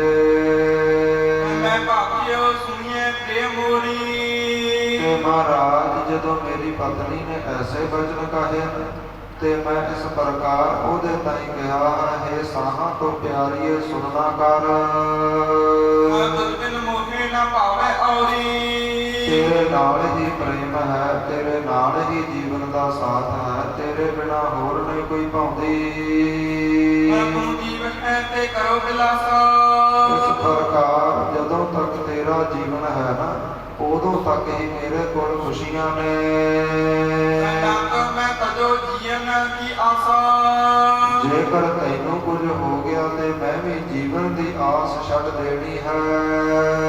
ਪ੍ਰਾਣ ਸਮਾਨ ਮੋਹੇ ਕੋ ਪਿਆਰੀ ਤੂੰ ਤਾਂ ਮੈਨੂੰ ਸਾਹਾਂ ਵਾਂਗ ਪਿਆਰੀ ਹੈ ਤੇ ਸਾਹਾਂ ਤੋਂ ਬਿਨਾਂ ਕਦੋਂ ਕੋਈ ਜਿਉਂਦਾ ਰਿਹਾ ਹੈ। ਤੁਝ ਬਿਨ ਕਾਸ ਬਿਲਸੋ ਬਿਬਨਾਰੀ ਇਸ ਪ੍ਰਕਾਰ ਤੇਰੇ ਤੋਂ ਬਿਨਾਂ ਮੈਂ ਹੋਰ ਕਿਸੇ ਬਾਰੇ ਸੋਚ ਵੀ ਨਹੀਂ ਸਕਦਾ। ਕਹੋ ਕਾਂਤ ਮੈਂ ਜੀਉ ਤ ਸਾਚੀ ਇਸ ਪ੍ਰਕਾਰ ਮਹਾਰਾਜ ਜਦੋਂ ਮੈਂ ਐਸੇ ਬਚਨ ਕੀਤੇ ਨਾ, ਤੇ ਮੇਰੀ ਪਤਨੀ ਨੇ ਕਿਹਾ ਹੈ, ਪਤੀ ਜੀ ਜੇਕਰ ਮੈਂ ਠੀਕ ਰਹੀ, ਜਿਉਂਦੀ ਰਹੀ, ਫੇਰ ਹੀ ਮੈਂ ਯਕੀਨ ਕਰਾਂਗੀ ਕਿ ਆਪ ਜੀ ਜੋ ਬਚਨ ਕਰ ਰਹੇ ਹੋ ਨਾ, ਇਹ ਸੱਚੇ ਨੇ। ਮਰ ਜਾਓ ਇਹ ਕਹੇ ਹੈ ਸਾਚੀ ਤੇ ਇਸ ਪ੍ਰਕਾਰ ਜਦੋਂ ਮੈਨੂੰ ਮੌਤ ਆ ਗਈ ਤੇ ਮੌਤ ਤੋਂ ਬਾਅਦ ਕਿਹੜਾ ਮੈਂ ਤੁਹਾਨੂੰ ਮਿਲਣਾ ਹੈ, ਤੁਹਾਨੂੰ ਵੇਖਣਾ ਹੈ, ਫਿਰ ਇਹ ਤੁਹਾਡੀਆਂ ਕਹੀਆਂ ਗੱਲਾਂ ਥੋੜੇ ਸਮੇਂ ਬਾਅਦ ਸਾਰੀਆਂ ਕੱਚੀਆਂ ਹੋਣਗੀਆਂ। ਆਸ ਕਹੇ ਮੋਹੇ ਸਨਾਤਨ ਪ੍ਰੀਤੀ ਇਸ ਪ੍ਰਕਾਰ ਬੜੇ ਪ੍ਰੇਮ ਦੇ ਨਾਲ ਬਾਰ-ਬਾਰ ਮੇਰੇ ਘਰ ਵਾਲੀ ਮੈਨੂੰ ਸੁਣਾਉਂਦੀ ਰਹੀ। ਮੇਰੇ ਵਿਖੇ ਖਾਨਤ ਪ੍ਰੀਤੀ ਇਸ ਪ੍ਰਕਾਰ ਬੜੀ ਉਲਟੀ ਰੀਤੀ ਦੇ ਨਾਲ ਮੈਨੂੰ ਤਾਨੇ ਮਿਹਣੇ ਮਾਰੇ ਸਨ। ਜਦੋਂ ਇਸ ਪ੍ਰਕਾਰ ਆਪਣੀ ਪਤਨੀ ਦੇ ਸ਼ਾਕੇ ਮੈਂ ਆਪਣੇ ਜੀਵਨ ਉੱਪਰ ਸੁਣੇ ਨੇ, ਇਸ ਪ੍ਰਕਾਰ ਐਸਾ ਦੁੱਖ ਮੈਥੋਂ ਮਹਾਰਾਜ ਸਹਿਆ ਨਹੀਂ ਗਿਆ ਕਿ ਜਦੋਂ ਮੇਰੀ ਔਰਤ ਮੇਰੇ ਘਰ ਵਾਲੀ ਦਾ ਭਰੋਸਾ ਟੁੱਟਦਾ ਸੀ ਨਾ, ਮੇਰੇ ਤੇ ਸ਼ੰਕਾ ਕਰਦੀ ਸੀ, ਮੈਂ ਉਸ ਨੂੰ ਭਰੋਸਾ ਦਿਵਾਉਂਦਾ ਸੀ ਕਿ ਤੂੰ ਹੀ ਮੇਰੇ ਲਈ ਸਭ ਕੁਝ ਹੈ, ਤੇ ਉਹ ਬਾਰ-ਬਾਰ ਕਹਿੰਦੀ ਸੀ ਜਦੋਂ ਮੇਰੀ ਮੌਤ ਹੋਈ ਤੁਸੀਂ ਵੇਖਿਓ ਹੋਰ ਵਿਆਹ ਲਿਆਵਾਂਗੇ। ਜਦੋਂ ਐਸੇ ਸ਼ੰਕੇ ਕੀਤੇ ਮੈਥੋਂ ਜਰੇ ਨਾ ਗਏ। ਇਸ ਪ੍ਰਕਾਰ ਮਹਾਰਾਜ ਫਿਰ ਮੈਂ ਪ੍ਰੇਮ ਵਿੱਚ ਭਿੱਜੇ ਹੋਏ ਨੇ, ਮੋਹ ਵਿੱਚ ਭਿੱਜੇ ਹੋਏ ਨੇ। ਇੱਕ ਤਿੱਖੀ ਛੁਰੀ ਇਸ ਪ੍ਰਕਾਰ ਜੋ ਪ੍ਰਕਿਰਤੀ ਦਾ ਅੰਗ ਹੈ ਉਸ ਉੱਪਰ ਚਲਵਾਈ ਹੈ। ਇਸ ਪ੍ਰਕਾਰ ਜਿਹੜਾ ਪ੍ਰਕਿਰਤੀ ਦਾ ਸਾਧਨ ਸਰੀਰਕ ਅੰਗ ਹੈ ਉਸ ਨੂੰ ਕੱਟ ਸੁੱਟਿਆ ਹੈ। ਇਸ ਪ੍ਰਕਾਰ ਆਪਣੀ ਪਤਨੀ ਤੱਕ ਕਿਹਾ ਹੈ ਕਿ ਹੁਣ ਤਾਂ ਤੈਨੂੰ ਯਕੀਨ ਆਵੇਗਾ, ਸੱਚ ਹੋਵੇਗਾ। ਇਸ ਪ੍ਰਕਾਰ ਤੈਨੂੰ ਮੇਰੇ ਪ੍ਰੇਮ ਦਾ, ਮੇਰੇ ਪਿਆਰ ਦਾ ਯਕੀਨ ਨਹੀਂ ਆਉਂਦਾ ਸੀ। ਆ ਚੱਲ ਹੁਣ ਤਾਂ ਤੈਨੂੰ ਯਕੀਨ ਆਵੇਗਾ। ਮਹਾਰਾਜ ਕੀ ਦੱਸਾਂ, ਸਰੀਰਕ ਅੰਗ ਕੱਟਿਆ ਗਿਆ ਹੈ, ਬੜਾ ਭਾਰੀ ਦੁੱਖ ਹੋਇਆ ਸੀ। ਪਰ ਪਰਮੇਸ਼ਰ ਵੱਲੋਂ ਮੇਰਾ ਜੀਵਨ ਲਿਖਿਆ ਸੀ। ਜਿਹੜੇ ਮੈਂ ਦੁੱਖ ਆਪਣੇ ਅੱਖੀ ਵੇਖਣੇ ਸਨ, ਇਹ ਵੇਖਣ ਵਾਸਤੇ ਪੀੜ ਤਾਂ ਬੜੀ ਹੋਈ ਪਰ ਮੌਤ ਨਾ ਹੋਈ, ਜਿਉਂਦਾ ਰਹਿਆ ਹਾਂ। ਇਸ ਪ੍ਰਕਾਰ ਮਹਾਰਾਜ ਜਦੋਂ ਕੁਝ ਕੁ ਦਿਨ, ਕੁਝ ਕੁ ਹੋਰ ਹਫ਼ਤੇ ਇਸ ਪ੍ਰਕਾਰ ਬਤੀਤ ਹੋਏ ਸੀ। ਜਿਹੜਾ ਮੇਰੀ ਘਰਵਾਲੀ ਨੂੰ ਰੋਗ ਲੱਗਿਆ ਸੀ ਉਹ ਰੋਗ ਮਿਟਣਾ ਸ਼ੁਰੂ ਹੋਇਆ। ਮੇਰੇ ਘਰਵਾਲੀ ਦੀ ਜੋ ਸਰੀਰ ਹੈ ਉਸ ਦਾ ਸਰੀਰ ਤੰਦਰੁਸਤ ਹੋਣ ਲੱਗਾ ਹੈ। ਇਸ ਪ੍ਰਕਾਰ ਜਦੋਂ ਆਪਣੇ ਆਪ ਹੀ ਸਰੀਰ ਪੂਰੀ ਤਰ੍ਹਾਂ ਠੀਕ ਠਾਕ ਹੋਇਆ ਹੈ, ਸਰੀਰ ਅੰਦਰ ਪਹਿਲਾਂ ਵਾਂਗ ਚੰਚਲਤਾ ਸ਼ਕਤੀ ਆਈ ਹੈ। ਮਹਾਰਾਜ ਜਦੋਂ ਸਰੀਰ ਠੀਕ ਹੋਇਆ ਹੈ ਤੇ ਵਿਕਾਰ ਆ ਕੇ ਉਸ ਨੂੰ ਫੇਰ ਚਿੰਬੜੇ, ਫੇਰ ਕਾਮ ਸ਼ਕਤੀ ਆ ਕੇ ਉਸ ਨੂੰ ਚਿੰਬੜੀ ਹੈ। ਇਸ ਪ੍ਰਕਾਰ ਕਈ ਦਿਨ ਉਹ ਮੈਨੂੰ ਇਸ ਪ੍ਰਕਾਰ ਭੋਗਾਂ ਵਿਲਾਸਾਂ ਵਾਸਤੇ ਪ੍ਰੇਰਦੀ ਰਹੀ ਸੀ। ਇਸ ਪ੍ਰਕਾਰ ਵਿਕਾਰ ਭੋਗਣ ਤੋਂ ਬਿਨਾਂ ਰਹਿਆ ਨਹੀਂ ਜਾਂਦਾ ਸੀ। ਪਰ ਮਹਾਰਾਜ ਮੈਂ ਸ਼ਰਮਸਾਰ ਹੋਇਆ, ਕੀ ਦੱਸਦਾ। ਜਦੋਂ ਮੈਂ ਭਾਣਾ ਵਰਤਾ ਬੈਠਾ ਸੀ ਉਸ ਤੇ ਹੁਣ ਮੈਨੂੰ ਬੜਾ ਪਛਤਾਵਾ ਹੁੰਦਾ ਸੀ। ਇਸ ਪ੍ਰਕਾਰ ਮਹਾਰਾਜ ਫਿਰ ਮਨਮੁਖ ਮੈਲੀ ਕਾਮਣੀ ਕੁਲੱਖਣੀ ਕੁਨਾਰ ਫਿਰ ਛੋਟਿਆ ਕਰ ਆਪਣਾ ਪਰ ਪੁਰਖ ਹੈ ਨਾਲ ਪਿਆਰ ਤੇ ਪਰਾਏ ਪੁਰਖਾਂ ਦੇ ਪ੍ਰੇਮ ਵਿੱਚ ਰੰਗੀ ਹੈ। ਇਸ ਪ੍ਰਕਾਰ ਜੋ ਵੀ ਮਨ ਨੂੰ ਲੱਗਦਾ ਹੈ ਉਹ ਵਿਕਾਰ ਭੋਗਦੀ ਹੈ। ਸਾਰੇ ਪਰਿਵਾਰ ਦੀ ਜੋ ਸ਼ਰਮ ਸੰਗ ਸੀ, ਜੋ ਧਰਮ ਕਰਮ ਸੀ ਉਹ ਛੱਡ ਚੁੱਕੀ ਹੈ। ਮਹਾਰਾਜ ਪਰਾਇਆ ਪੁਰਸ਼ਾਂ ਦੇ ਨਾਲ ਵਿਕਾਰ ਭੋਗਦੀ ਹੈ। ਮਹਾਰਾਜ ਮੇਰੇ ਤੋਂ ਭਲਾ ਵੱਡਾ ਦੁਖੀ ਕੌਣ ਹੋਵੇਗਾ ਜੋ ਆਪਣੇ ਘਰਵਾਲੀ ਨੂੰ ਇਸ ਪ੍ਰਕਾਰ ਆਪਣੇ ਅੱਖਾਂ ਰਾਹੀਂ ਦੇਖਦਾ ਹੈ। ਇਸ ਪ੍ਰਕਾਰ ਮਹਾਰਾਜ ਇਹ ਮੈਨੂੰ ਭਾਰੀ ਦੁੱਖ ਲੱਗਿਆ ਹੈ। ਮਹਾਰਾਜ ਤੁਹਾਨੂੰ ਮੈਂ ਬੜਾ ਸੁਖੀ ਨਜ਼ਰ ਆਉਂਦਾ ਹਾਂ। ਮੇਰੀ ਮਾਇਆ, ਮੇਰੇ ਨੌਕਰ ਚਾਕਰ ਤੁਹਾਨੂੰ ਨਜ਼ਰ ਆਉਂਦੇ ਨੇ, ਪਰ ਸਤਿਗੁਰੂ ਜੀ ਦਿਨ ਰਾਤ ਮੇਰਾ ਚਿੰਤਾ ਦੇ ਅੰਦਰ ਬਤੀਤ ਹੁੰਦਾ ਹੈ। ਮਹਾਰਾਜ ਤੁਸੀਂ ਦੱਸੋ ਭਲਾ ਮੇਰੇ ਤੋਂ ਦੁਖੀ ਵੱਧ ਹੋਰ ਕੌਣ ਹੋਵੇਗਾ? ਹਿਰਦੈ ਵਿਚਾਰਤ ਹਵੈ ਨ ਉਪਾਈ। ਮਹਾਰਾਜ ਮੈਂ ਹਿਰਦੇ ਅੰਦਰ ਬੜੀਆਂ ਵਿਚਾਰਾਂ ਕੀਤੀਆਂ, ਵੈਦਾਂ ਡਾਕਟਰਾਂ ਦਾ ਸਾਥ ਲਿਆ, ਪਰ ਕੋਈ ਵੀ ਉਪਾਅ ਨਾ ਹੋਇਆ। ਸਭ ਲੋਕਾਂ ਤੇ ਰਹੋ ਲਜਾਈ। ਮਹਾਰਾਜ ਸਾਰੇ ਨਗਰ ਦੇ ਵਿੱਚ ਮੈਨੂੰ ਨੀਵੀਂ ਪਾ ਕੇ ਤੁਰਨਾ ਪੈਂਦਾ, ਸ਼ਰਮਸਾਰ ਮਹਿਸੂਸ ਕਰਦਾ ਹਾਂ। ਸੁਣ ਕੇ ਸ੍ਰੀ ਪ੍ਰਭੂ ਬੈਨ ਅਲਾਏ। ਤੇ ਸੁਣ ਕਰਕੇ ਗੁਰੂ ਨਾਨਕ ਦੇਵ ਜੀ ਸਤਿਗੁਰੂ ਬੋਲੇ ਨੇ, ਪੂਰਬ ਜਨਮ ਕਰਮ ਕਰ ਆਏ। ਮਹਾਰਾਜ ਕਹਿੰਦੇ ਭਾਈ ਪਹਿਲਿਆਂ ਜਨਮਾਂ ਦੇ ਵਿੱਚ ਇਹ ਕੀਤੇ ਗਏ ਭੈੜੇ ਕਰਮਾਂ ਦਾ ਫਲ ਹੈ।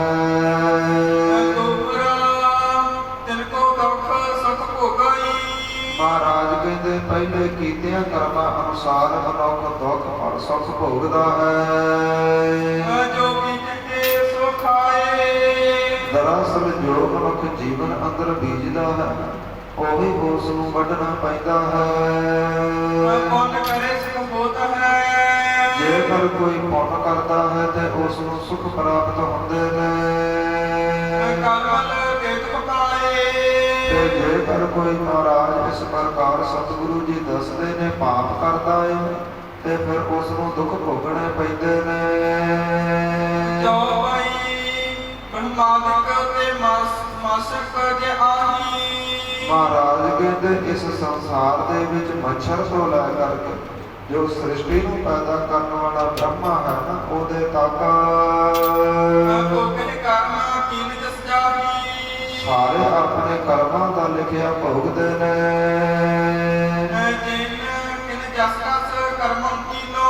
ਇਸ ਪ੍ਰਕਾਰ ਜਿਨ੍ਹਾਂ ਨੇ ਸ਼ੁਭ ਕਰਮ ਕੀਤੇ ਨੇ, ਭਾਵੇਂ ਮਹਾਰਾਜ ਕਹਿੰਦੇ ਚੰਗੇ ਕਰਮ ਕੀਤੇ ਭਾਵੇਂ ਮਾੜੇ ਕਰਮ ਕੀਤੇ, ਸਾਰਿਆਂ ਨੂੰ ਉਹਦਾ ਫਲ ਭੋਗਣਾ ਹੀ ਪੈਣਾ ਹੈ। ਜੋ ਬੀਜਿਆ ਹੈ ਉਹ ਜੀਵਨ ਅੰਦਰ ਵੱਢਣਾ ਪੈਣਾ ਹੈ। ਮਹਾਰਾਜ ਕਹਿੰਦੇ ਜਿਹੜੇ ਮਨੁੱਖ ਸੰਸਾਰ ਦੇ ਅੰਦਰ ਗਿਆਨਵਾਨ ਹੁੰਦੇ ਨੇ, ਜਿਨ੍ਹਾਂ ਨੂੰ ਪਰਮੇਸ਼ਰ ਦਾ ਗੁਰਬਾਣੀ ਦਾ ਗਿਆਨ ਹੁੰਦਾ ਹੈ,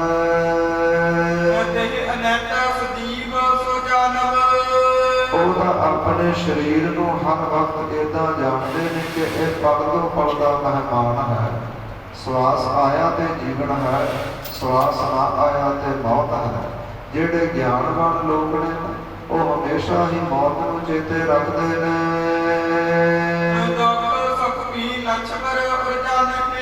ਇਸ ਪ੍ਰਕਾਰ ਜਿਹੜਾ ਦੁੱਖ ਹੈ ਔਰ ਸੁੱਖ ਹੈ ਉਹਨਾਂ ਲਈ ਇੱਕੋ ਸਮਾਨ ਹੁੰਦਾ ਹੈ। ਇਸ ਲਈ ਉਹ ਮੋਹ ਪ੍ਰੇਮ ਪਿਆਰ ਦੇ ਅੰਦਰ ਕਦੇ ਵਿਕਾਰਾਂ ਅੰਦਰ ਗੁਲਤਾਨ ਨਹੀਂ ਹੁੰਦੇ। ਤੇ ਹਮੇਸ਼ਾ ਹੀ ਜੀਵਨ ਅੰਦਰ ਆਨੰਦ ਵਿੱਚ ਰਹਿੰਦੇ ਨੇ, ਇੱਕੋ ਰਸ ਵਿੱਚ ਜੀਵਨ ਬਤੀਤ ਕਰਦੇ ਨੇ ਜੀ।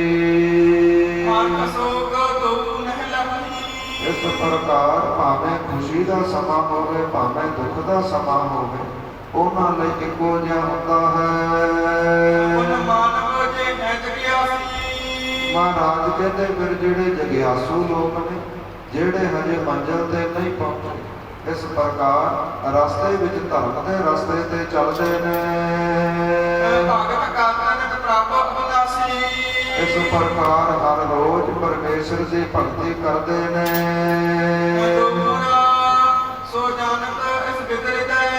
ਇਸ ਪ੍ਰਕਾਰ ਮਹਾਰਾਜ ਕਹਿੰਦੇ ਉਹ ਆਪਣੇ ਹਿਰਦਿਆਂ ਅੰਦਰ ਜਾਣਦੇ ਨੇ। ਇਹ ਜਿਹੜਾ ਦੁੱਖ ਹੈ ਔਰ ਸੁੱਖ ਹੈ ਇਹ ਪਰਮੇਸ਼ਰ ਦੀਆਂ ਦਾਤਾਂ ਨੇ। ਇਸ ਪ੍ਰਕਾਰ ਜਿਹੜਾ ਪਰਮੇਸ਼ਰ ਹੈ ਨਾ ਉਹ ਸਾਡਾ ਮਿੱਤਰ ਹੈ।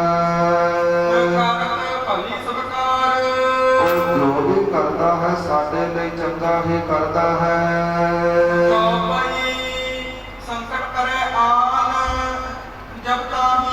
ਇਸ ਪ੍ਰਕਾਰ ਜਦੋਂ ਵੀ ਉਹਨਾਂ ਉੱਪਰ ਕੋਈ ਦੁੱਖ ਦਾ ਸਮਾਂ ਆਉਂਦਾ ਹੈ,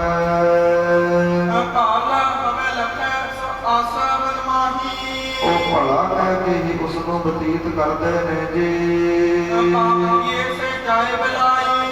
ਇਸ ਪ੍ਰਕਾਰ ਜਦੋਂ ਦੁੱਖ ਦਾ ਸਮਾਂ ਆਉਂਦਾ ਹੈ ਤੇ ਤੇ ਉਹ ਇਹ ਕਹਿ ਕੇ ਬਤੀਤ ਕਰਦੇ ਨੇ ਕਿ ਕੋਈ ਜ਼ਰੂਰ ਵੱਡਾ ਪਾਪ ਕੱਟਿਆ ਗਿਆ ਹੈ।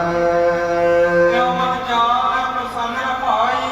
ਇਹ ਤਾਂ ਜਾਣ ਕਰਕੇ ਪਰਮੇਸ਼ਰ ਦੇ ਭਾਣੇ ਅੰਦਰ ਪ੍ਰਸੰਨ ਖੁਸ਼ ਰਹਿੰਦੇ ਨੇ। ਜਿਉ ਰੋਗੀ ਟੈਕ ਭੇਖ ਆਵੇ।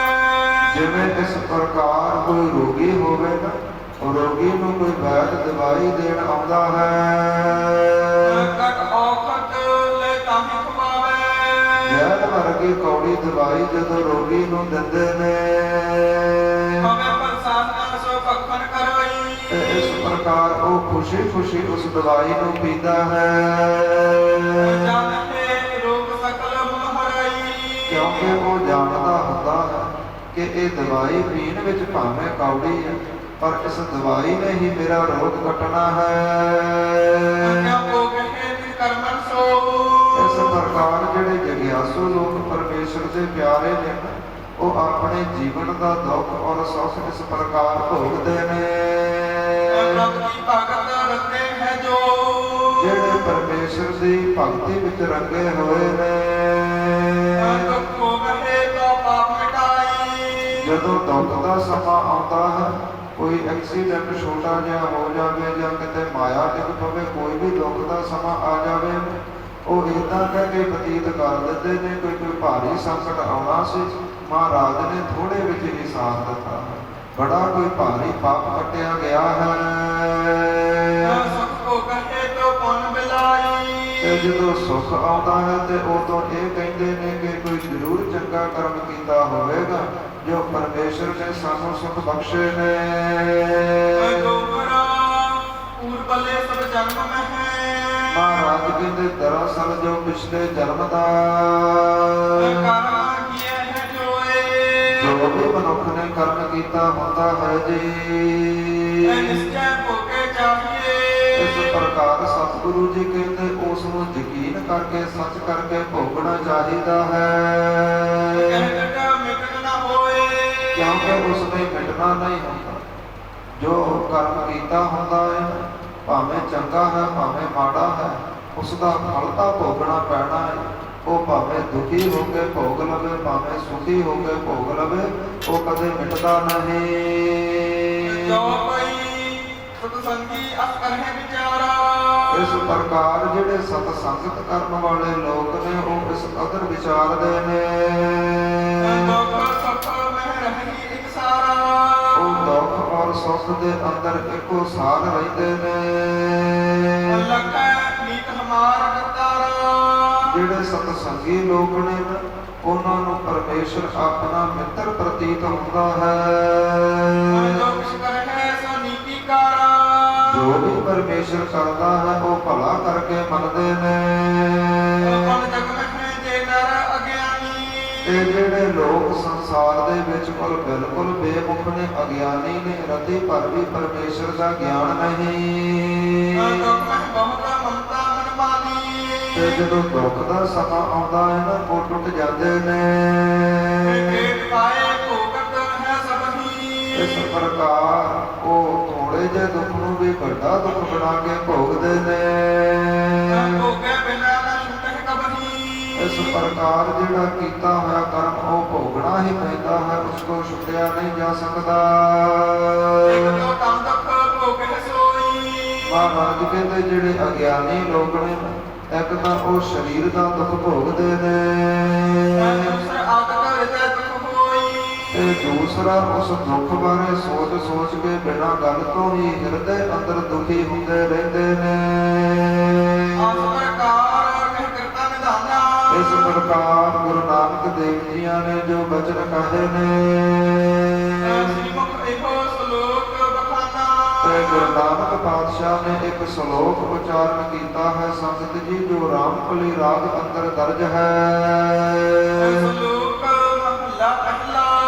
ਪਹਿਲੇ ਪਾਤਸ਼ਾਹ ਗੁਰੂ ਨਾਨਕ ਦੇਵ ਜੀ ਇਸ ਪ੍ਰਕਾਰ ਫਰਮਾਉਂਦੇ ਨੇ। ਸੰਸਰਦਾਨ ਦੇ ਇੰਦਰ ਰੋਇਆ। ਮਹਾਰਾਜ ਕਹਿੰਦੇ ਜੋ ਵੀ ਸੰਸਾਰ ਤੇ ਆਇਆ ਹੈ, ਜੈਸੇ ਉਸਨੇ ਕਰਮ ਕੀਤੇ ਨੇ, ਉਸਾ ਉਸ ਨੂੰ ਦੁੱਖ ਭੋਗਣਾ ਪਿਆ ਹੈ। ਸਤਿਗੁਰੂ ਜੀ ਕਹਿੰਦੇ ਸਵਰਗਾਂ ਦਾ ਰਾਜਾ ਹੈ ਇੰਦਰ, ਗੌਤਮ ਤਪਾ ਅਹਲਿਆ ਇਸਤਰੀ, ਤਿਸ ਦੇਖ ਇੰਦਰ ਲੁਭਾਇਆ, ਸਹਸ ਸਰੀਰ ਚਹਿਣ ਭਗ ਹੋਏ, ਤਾਂ ਮਨ ਪਛਤਾਇਆ। ਕਿ ਐਸੇ ਕਰਮ ਇੰਦਰ ਨੇ ਕੀਤੇ, ਪਰ ਇਸਤਰੀ ਦਾ ਸੰਗ ਕੀਤਾ, ਤੇ ਇੰਦਰ ਨੂੰ ਵੀ ਰੋਣਾ ਪਿਆ ਹੈ। ਪਰਸੁਰਾਮ ਰੋਵੇ ਘਰ ਆਇਆ। ਤੇ ਜਿਹੜੇ ਪਰਸੁਰਾਮ ਵਰਗੇ ਪੁਰਸ਼ ਹੋਏ ਨੇ, ਉਹ ਵੀ ਇਸ ਪ੍ਰਕਾਰ ਹੋਏ ਨੇ। ਜਦੋਂ ਸ਼੍ਰੀ ਰਾਮਚੰਦਰ ਜੀਆਂ ਨੇ ਭਗਵਾਨ ਸ਼ਿਵ ਜੀ ਦਾ ਧਨੁਖ ਤੋੜਿਆ ਹੈ, ਤੇ ਪਰਸ਼ੁਰਾਮ ਉਲਾਂਭਾ ਲੈ ਕੇ ਗਿਆ ਹੈ ਕਿ ਕਿਉਂ ਤੂੰ ਤੋੜਿਆ ਹੈ, ਕਿਉਂ ਐਸਾ ਕੰਮ ਕੀਤਾ, ਸ਼ਿਵ ਜੀ ਦਾ ਧਨੁਖ ਕਿਉਂ ਤੋੜਿਆ। ਤੇ ਨਿਮਰਤਾ ਦੇ ਵਿੱਚ ਆ ਕੇ ਸ਼੍ਰੀ ਰਾਮਚੰਦਰ ਜੀਆਂ ਨੇ ਉਸਦੇ ਪੈਰ ਪਕੜ ਲਏ। ਜਦੋਂ ਪਰਸ਼ੁਰਾਮ ਦੇ ਪੈਰ ਪਕੜੇ ਨੇ, ਤੇ ਸ਼੍ਰੀ ਰਾਮਚੰਦਰ ਜੀ 12 ਕਲਾ ਸਮਰੱਥ ਸਨ, ਤੇ 4 ਕਲਾ ਜਿਹੜਾ ਪਰਸ਼ੁਰਾਮ ਕੋਲੇ ਸਨ, ਉਸ ਦੀਆਂ 4 ਕਲਾ ਵੀ ਖਿੱਚ ਲਈਆਂ, ਉਸਦੀ ਸਾਰੀ ਸ਼ਕਤੀ ਖਿੱਚ ਲਈ। ਆਪ ਇਸ ਪ੍ਰਕਾਰ 16 ਕਲਾ ਸਮਰੱਥ ਹੋਏ ਨੇ। ਤੇ ਪਰਸ਼ੁਰਾਮ ਬੜਾ ਪਛਤਾਵੇ ਵਿੱਚ ਆਇਆ ਹੈ, ਬੜਾ ਰੋਂਦਾ ਹੈ। ਅਜੈ ਸੋ ਰੋਵੇ ਭੀਖਿਆ ਖਾਏ। ਜਿਹੜੇ ਅਜੈ ਵਰਗੇ ਰਾਜੇ ਨੇ, ਉਹ ਵੀ ਇਸ ਪ੍ਰਕਾਰ ਰੋਂਦੇ ਨੇ, ਭਿਖਿਆ ਮੰਗਦੇ ਨੇ। ਐਸੀ ਦਰਗਹ ਹੈ ਮਿਲੈ ਸਜਾਏ। ਮਹਾਰਾਜ ਕਹਿੰਦੇ ਭਾਈ ਕੀਤਿਆਂ ਕਰਮਾਂ ਦੀ ਦਰਗਾਹ ਵਿੱਚ ਸਜ਼ਾ ਮਿਲਦੀ ਹੈ। ਰੋਵੇ ਰਾਮ ਨਿਕਾਲਾ ਭਇਆ। ਤੇ ਸ਼੍ਰੀ ਰਾਮਚੰਦਰ ਜੀਆਂ ਨੂੰ ਜਦੋਂ ਦੇਸ਼ ਨਿਕਾਲਾ ਦਿੱਤਾ ਹੈ, ਬਨਵਾਸ ਤੇ ਘੱਲਿਆ ਹੈ ਨਾ, ਇਹ ਵੀ ਬੜਾ ਰੋਏ ਸਨ। ਸੀਤਾ ਲਖਮਨ ਵਿਛੜ ਗਿਆ। ਤੇ ਇਸ ਪ੍ਰਕਾਰ ਜਦੋਂ ਅਯੁੱਧਿਆ ਤੋਂ ਗਏ ਨੇ ਨਾ ਇਹ, ਤੇ ਸਾਰੇ ਰੋਂਦੇ ਗਏ ਸੀ ਸੀਤਾ ਦੇ ਨਾਲ। ਏਦਾਂ ਰੋਂਦੇ ਨੇ ਕਵੀ ਜੀ ਕਹਿੰਦੇ ਜਿਵੇਂ ਕੋਈ ਮੋਤੀਆਂ ਦੀ ਮਾਲਾ ਹੋਵੇ ਤੇ ਬਣ ਕੇ ਧਾਗਾ ਟੁੱਟ ਕੇ ਥੱਲੇ ਡਿੱਗਦੇ ਨੇ ਨਾ, ਏਦਾਂ ਇਸ ਦੇ ਹੰਝੂ ਡਿੱਗਦੇ ਸਨ। ਇੱਕ ਵਾਰ ਬਨਵਾਸ ਤੇ ਗਿਆ ਰੋਇਆ ਹੈ, ਦੂਸਰੀ ਵਾਰ ਜਦੋਂ ਸੀਤਾ ਵਿਛੜੀ ਹੈ, ਲਛਮਣ ਵਿਛੜਿਆ ਹੈ, ਸ਼੍ਰੀ ਰਾਮਚੰਦਰ ਫੇਰ ਰੋਇਆ ਹੈ। ਰੋਵੇ ਅਨਸਰ ਲੰਕ ਕਮਾਏ। ਤੇ ਜਿਹੜਾ ਦਸਾਂ ਸਿਰਾਂ ਦਾ ਮਾਲਕ ਹੈ ਰਾਵਣ, ਉਹ ਵੀ ਰੋਇਆ ਹੈ। ਆਪਣੀ ਸੜਦੀ ਹੋਈ ਸੋਨੇ ਦੀ ਲੰਕਾ ਵੇਖ ਕੇ ਰੋਣ ਨਿਕਲਿਆ ਹੈ। ਜਿਨ ਸੀਤਾ ਆਤੀ ਡਰੂ ਮਾਏ। ਇਸ ਪ੍ਰਕਾਰ ਜਦੋਂ ਸੀਤਾ ਨੂੰ ਸ਼੍ਰੀ ਰਾਮ ਜਦੋਂ ਰਾਵਣ ਜੀ ਲੈ ਕੇ ਗਏ ਨੇ ਨਾ ਸੀਤਾ ਨੂੰ, ਤੇ ਉਦੋਂ ਡਾਕੇ ਦੀ ਚੋਟ ਤੇ ਲੈ ਕੇ ਗਏ ਨੇ, ਡਾਊ ਵਜਾ ਕੇ ਲੈ ਕੇ ਗਏ ਨੇ। ਉਦੋਂ ਬੜੇ ਇਸ ਪ੍ਰਕਾਰ ਹਿੰਮਤ ਦੇ ਨਾਲ ਲੈ ਕੇ ਗਏ ਨੇ, ਬੜੀ ਖੁਸ਼ੀ ਮਨਾਈ ਹੈ ਕਿ ਸੀਤਾ ਲਾਇਆ। ਪਰ ਜਦੋਂ ਸ਼੍ਰੀ ਰਾਮਚੰਦਰ ਜੀਆਂ ਨੇ ਜਾ ਕੇ ਲੰਕਾ ਫੂਕੀ ਹੈ ਨਾ, ਯੁੱਧ ਕੀਤਾ ਹੈ, ਸਾਰੇ ਤਹਿਸ਼ ਨਹਿਸ਼ ਕੀਤਾ ਹੈ, ਆਪਣੀ ਸੜਦੀ ਹੋਈ ਲੰਕਾ ਵੇਖ ਕਰਕੇ ਰਾਵਣ ਵੀ ਬੜਾ ਰੋਇਆ ਹੈ। ਤੇ ਜੂਏ ਦੇ ਵਿੱਚ ਜਦੋਂ ਇਹ ਪੰਜੇ ਪਾਂਡਵ ਆਪਣਾ ਸਾਰਾ ਰਾਜ ਭਾਗ ਇਸਤਰੀ ਤੱਕ ਹਾਰ ਗਏ ਨੇ, ਇਹ ਵੀ ਬੜੇ ਰੋਏ ਨੇ। ਮਹਾਰਾਜ ਕਹਿੰਦੇ ਕੀਤੇ ਕਰਮਾਂ ਦਾ ਫਲ ਤਾਂ ਉਹਨਾਂ ਨੂੰ ਵੀ ਭੋਗਣਾ ਪਿਆ ਹੈ, ਜਿਨ੍ਹਾਂ ਦੇ ਨਾਲ ਹਮੇਸ਼ਾ ਸ਼੍ਰੀ ਕ੍ਰਿਸ਼ਨ ਜੀ ਵਰਗੇ ਰਹਿੰਦੇ ਸਨ। ਇਸ ਪ੍ਰਕਾਰ ਜਿਹੜਾ ਜਨਮੇਜੇ ਵਰਗਾ ਰਾਜਾ ਹੈ, ਇਹ ਵੀ ਕੋੜ ਦੇ ਦੁੱਖ ਤੋਂ ਹੋ ਕੇ ਮਰਿਆ ਹੈ ਔਰ ਬੜਾ ਰੋਇਆ ਹੈ। ਬਸ ਗੁਰੂ ਦੇ ਬਚਨ ਨਹੀਂ ਕਮਾਏ, ਗੁਰੂ ਦੇ ਬਚਨ ਨਹੀਂ ਕਮਾਏ, ਪਾਪ ਕਮਾਇਆ ਹੈ ਔਰ ਪਾਪੀ ਹੋਇਆ ਹੈ। ਸਤਿਗੁਰੂ ਜੀ ਕਹਿੰਦੇ ਇੱਥੇ ਬੜੇ ਸ਼ੇਖ ਆਏ ਨੇ, ਮਸਾਇਕ ਮਿਹਨਤਾਂ ਕਰਨ ਵਾਲੇ ਬੜੇ ਪੀਰ ਪੈਗੰਬਰ ਆਏ, ਕੀਤਿਆਂ ਕਰਮਾਂ ਦਾ ਦੁੱਖ ਭੋਗਿਆ ਔਰ ਰੋਏ ਨੇ।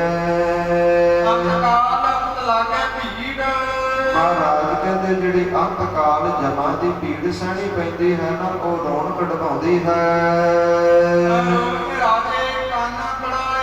ਤੇ ਗੋਪੀ ਚੰਦ ਵਰਗੇ, ਭਰਤਰੀ ਵਰਗੇ ਕਿਸੇ ਸਮੇਂ ਰਾਜੇ ਸਨ, ਗੋਰਖਨਾਥ ਦੇ ਪਿੱਛੇ ਲੱਗੇ, ਕੰਨ ਕਢਵਾ ਲਏ, ਸਰੀਰ ਉੱਪਰ ਸਵਾਹਾਂ ਮੜ ਲਈਆਂ, ਆਪਣਾ ਸਾਰਾ ਰਾਜ ਭਾਗ ਜਦੋਂ ਤਿਆਗਿਆ ਹੈ।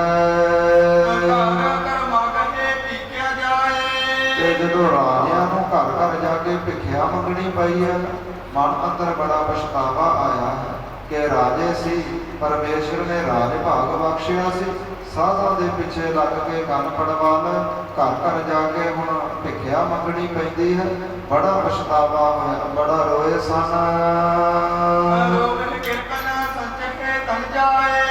ਮਹਾਰਾਜ ਕਹਿੰਦੇ ਜਿਵੇਂ ਕੰਜੂਸ ਬੰਦਾ ਸਾਰੀ ਉਮਰ ਧਨ ਸਾਂਭ ਸਾਂਭ ਕੇ ਰੱਖਦਾ ਹੈ, ਉਹਦਾ ਧਨ ਚੋਰੀ ਹੋ ਜਾਵੇ, ਬੜਾ ਰੋਂਦਾ ਹੈ। ਇਹ ਜਿਹੜੇ ਪੰਡਤ ਗਿਆਨੀ ਵਿਦਵਾਨ ਹੁੰਦੇ ਨੇ, ਜਦੋਂ ਉਹਨਾਂ ਦਾ ਗਿਆਨ ਨਾਸ਼ ਹੁੰਦਾ ਹੈ ਨਾ, ਬੜਾ ਰੋਂਦੇ ਨੇ। ਬਾਲੀ ਰੋਵੇ ਨਹੀਂ ਪਧਾਰ। ਮਹਾਰਾਜ ਕਹਿੰਦੇ ਬਾਲੀ ਨਾਮ ਦੀ ਔਰਤ ਬੜੀ ਰੋਈ ਹੈ, ਬੜੇ ਭੈੜੇ ਕਰਮ ਕੀਤੇ ਨੇ। ਪਹਿਲਿਆਂ ਜਨਮਾਂ ਦੇ ਅੰਦਰ ਐਸੇ ਕਰਮ ਕੀਤੇ ਨੇ। ਕੁਆਰੀਆਂ ਕੁੜੀਆਂ ਨੂੰ ਜਾ ਕੇ ਐਸੀ ਸਿੱਖਿਆ ਦਿੰਦੀ ਸੀ, ਉਹਨਾਂ ਦੇ ਜਦ ਸੱਸ ਭੰਗ ਕਰਵਾਉਂਦੀ ਸੀ। ਤੇ ਅਗਲੇ ਜਨਮ ਦੇ ਵਿੱਚ ਜਦੋਂ ਆਪਣਾ ਵਿਆਹ ਹੋਇਆ ਹੈ, ਪਤੀ ਨੇ ਜਦੋਂ ਵੇਖਿਆ ਹੈ ਕਿ ਇਸ ਦੀ ਜੋ ਸੋਚਣ ਸ਼ਕਤੀ ਹੈ, ਇਸ ਦਾ ਰਹਿਣ ਸਹਿਣ ਦਾ ਜੋ ਢੰਗ ਹੈ, ਉਸ ਸੁਚੱਜਾ ਨੇ ਬਾਲੀ ਨੂੰ ਛੱਡ ਕੇ ਗਿਆ ਹੈ। ਦੂਸਰਾ ਵਿਆਹ ਕਰਵਾਇਆ, ਪਤੀ ਮਰਿਆ। ਤੀਸਰਾ ਵਿਆਹ ਕਰਵਾਇਆ, ਉਹ ਵੀ ਮਰਿਆ। ਤੇ ਮਹਾਂਪੁਰਖਾਂ ਨੇ ਬਚਨ ਕੀਤੇ ਕਿ ਭਾਈ ਇਹਦੇ ਭਾਵੇਂ ਜਿਵੇਂ ਮਰਜ਼ੀ ਵਿਆਹ ਕਰਵਾ ਲਓ, ਪਰ ਇਸ ਨੂੰ ਪਤੀ ਨਸੀਬ ਨਹੀਂ ਹੋਵੇਗਾ, ਕਿਉਂਕਿ ਇਸ ਨੇ ਕਿਸੇ ਦੇ ਘਰ ਉਜਾੜੇ ਨੇ, ਕਿਸੇ ਨੂੰ ਪਤਨੀਆਂ ਨੂੰ ਪਤੀਆਂ ਤੋਂ ਦੂਰ ਕੀਤਾ ਹੈ, ਭੈੜੀ ਸਿੱਖਿਆ ਦੇ ਦੇ ਕੇ ਲੋਕਾਂ ਦੇ ਘਰ ਉਜਾੜੇ ਨੇ। ਆਪਣਾ ਘਰ ਕਿਵੇਂ ਵਸ ਜਾਵੇਗਾ? ਸਤਿਗੁਰੂ ਜੀ ਕਹਿੰਦੇ ਪਤੀ ਤੋਂ ਦੂਰ ਹੋ ਕੇ ਬਾਲੀ ਵੀ ਰੋਈ ਹੈ। ਨਾਨਕ ਦੁਖੀਆ ਸਭ ਸੰਸਾਰ। ਸਤਿਗੁਰੂ ਜੀ ਕਹਿੰਦੇ ਮੁੱਕਦੀ ਗੱਲ ਇਹ ਹੈ ਕਿ ਸਾਰਾ ਸੰਸਾਰ ਹੀ ਕਿਸੇ ਨਾ ਕਿਸੇ ਪੱਖ ਤੋਂ ਇਸ ਪ੍ਰਕਾਰ ਅਧੂਰਾ ਹੈ। ਭਾਵੇਂ ਕੋਈ ਮਾਇਆ ਕਰਕੇ ਬੜਾ ਤਕੜਾ ਹੋਵੇ, ਪਰ ਜੇਕਰ ਔਲਾਦ ਚੰਗੀ ਨਾ ਨਿਕਲੇ ਨਾ, ਸਾਰੀ ਉਮਰ ਪਛਤਾਵੇ ਅੰਦਰ ਰੋਣ ਦੇ ਅੰਦਰ ਬਤੀਤ ਹੋ ਜਾਂਦੀ ਹੈ। ਜਿਸ ਦੇ ਪੁੱਤਰ ਧੀਆਂ ਬੜੇ ਲਾਇਕ ਹੋਣ, ਬੜੀ ਵਿਦਿਆ ਪੜ੍ਹਨੀ ਚਾਹੁੰਦੇ ਹੋਣ, ਪਰ ਮਾਇਆ ਦਾ ਕੋਲ ਦਸਵੰਧ ਨਾ ਹੋਵੇ, ਮਾਇਆ ਦਾ ਗੁਜ਼ਾਰਾ ਨਾ ਹੋਵੇ, ਚੰਗੇ ਸਕੂਲਾਂ ਵਿੱਚ ਸਿੱਖਿਆ ਨਾ ਮਿਲੇ, ਉਹ ਵੀ ਮਾਂ ਪਿਓ ਇਸ ਪ੍ਰਕਾਰ ਰੋਂਦੇ ਜੀਵਨ ਬਤੀਤ ਕਰ ਦਿੰਦੇ ਨੇ, ਪਛਤਾਵੇ ਅੰਦਰ। ਸਤਿਗੁਰੂ ਜੀ ਕਹਿੰਦੇ ਮੁੱਕਦੀ ਗੱਲ ਇਹ ਹੈ, ਸਾਰਾ ਸੰਸਾਰ ਹੀ ਦੁਖੀ ਹੈ। ਮੰਨੇ ਨਾਉ ਸੋਈ ਜਿਨ ਆ ਜਾਏ। ਤੇ ਭਾਈ ਮਰਦਾਨਾ ਜੀ ਕਹਿਣ ਲੱਗੇ, ਮਹਾਰਾਜ ਫਿਰ ਇੱਥੇ ਸੁਖੀ ਕੌਣ? ਸਤਿਗੁਰੂ ਜੀ ਕਹਿੰਦੇ ਜਿਹੜੇ ਨਾਮ ਜਪਦੇ ਨੇ, ਜਿਹੜੇ ਪਰਮੇਸ਼ਰ ਦਾ ਨਾਮ ਜਪਦੇ ਨੇ ਨਾ, ਉਹਦਾ ਭਾਣਾ ਮਿੱਠਾ ਕਰਕੇ ਮਰਦੇ ਨੇ, ਉਹੀ ਸੁਖੀ ਨੇ। ਔਰੀ ਕਰਮ ਨ ਲਿਖੇ ਲਾਏ। ਇਸ ਪ੍ਰਕਾਰ ਹੋਰ ਜਿੰਨੇ ਵੀ ਕਰਮ ਧਰਮ ਨੇ, ਨਾਮ ਤੋਂ ਬਿਨਾਂ ਸਤਿਗੁਰੂ ਜੀ ਕਹਿੰਦੇ ਕਿਸੇ ਲੇਖੇ ਵਿੱਚ ਨਹੀਂ। ਉਹ ਸੁੱਖ ਨਹੀਂ ਦੇ ਸਕਦੇ, ਉਹ ਆਨੰਦ ਨਹੀਂ ਦੇ ਸਕਦੇ, ਜੀਵਨ ਅੰਦਰ ਖੁਸ਼ਹਾਲੀ ਨਹੀਂ ਭਰ ਸਕਦੇ। ਇੱਕੋ ਪਰਮੇਸ਼ਰ ਦਾ ਨਾਮ ਹੈ, ਸੂਕੇ ਹਰੇ ਕੀਏ ਖਿਨ ਮਾਹੇ। ਐਸਾ ਪਰਮੇਸ਼ਰ ਦਾ ਨਾਮ ਹੈ ਜਿਹੜਾ ਪਲ ਦੇ ਵਿੱਚ ਸੁੱਕਿਆਂ ਰੁੱਖਾਂ ਨੂੰ ਹਰੇ ਭਰੇ ਕਰ ਦਿੰਦਾ ਹੈ। ਜਿਵੇਂ ਮਹਾਰਾਜ ਨਾਨਕ ਮੱਤੇ ਵਾਲੇ ਸਥਾਨ ਤੇ ਜਾ ਕੇ ਵਿਰਾਜੇ ਨੇ, ਇਹ ਸੁੱਕਿਆ ਹੋਇਆ ਪਿੰਪਲ ਹੈ। ਗੁਰੂ ਨਾਨਕ ਪਾਤਸ਼ਾਹ ਭਾਈ ਬਾਲੇ ਮਰਦਾਨੇ ਨੂੰ ਲੈ ਕੇ ਮਹਾਰਾਜ ਬੈਠੇ ਨੇ, ਤੇ ਨਾਲ ਦੀ ਨਾਲ ਹੀ ਸੁੰਦਰ ਕੁਰਬਲਾ, ਸੁੰਦਰ ਪੱਤੇ ਨਿਕਲਣੇ ਸ਼ੁਰੂ ਹੋਏ ਸਨ। ਸੰਗਤ ਜੀ, ਐਸਾ ਪਰਮੇਸ਼ਰ ਦਾ ਨਾਮ ਹੈ ਜੋ ਜੀਵਨ ਨੂੰ ਹਰਿਆ ਭਰਿਆ ਕਰਦਾ ਹੈ।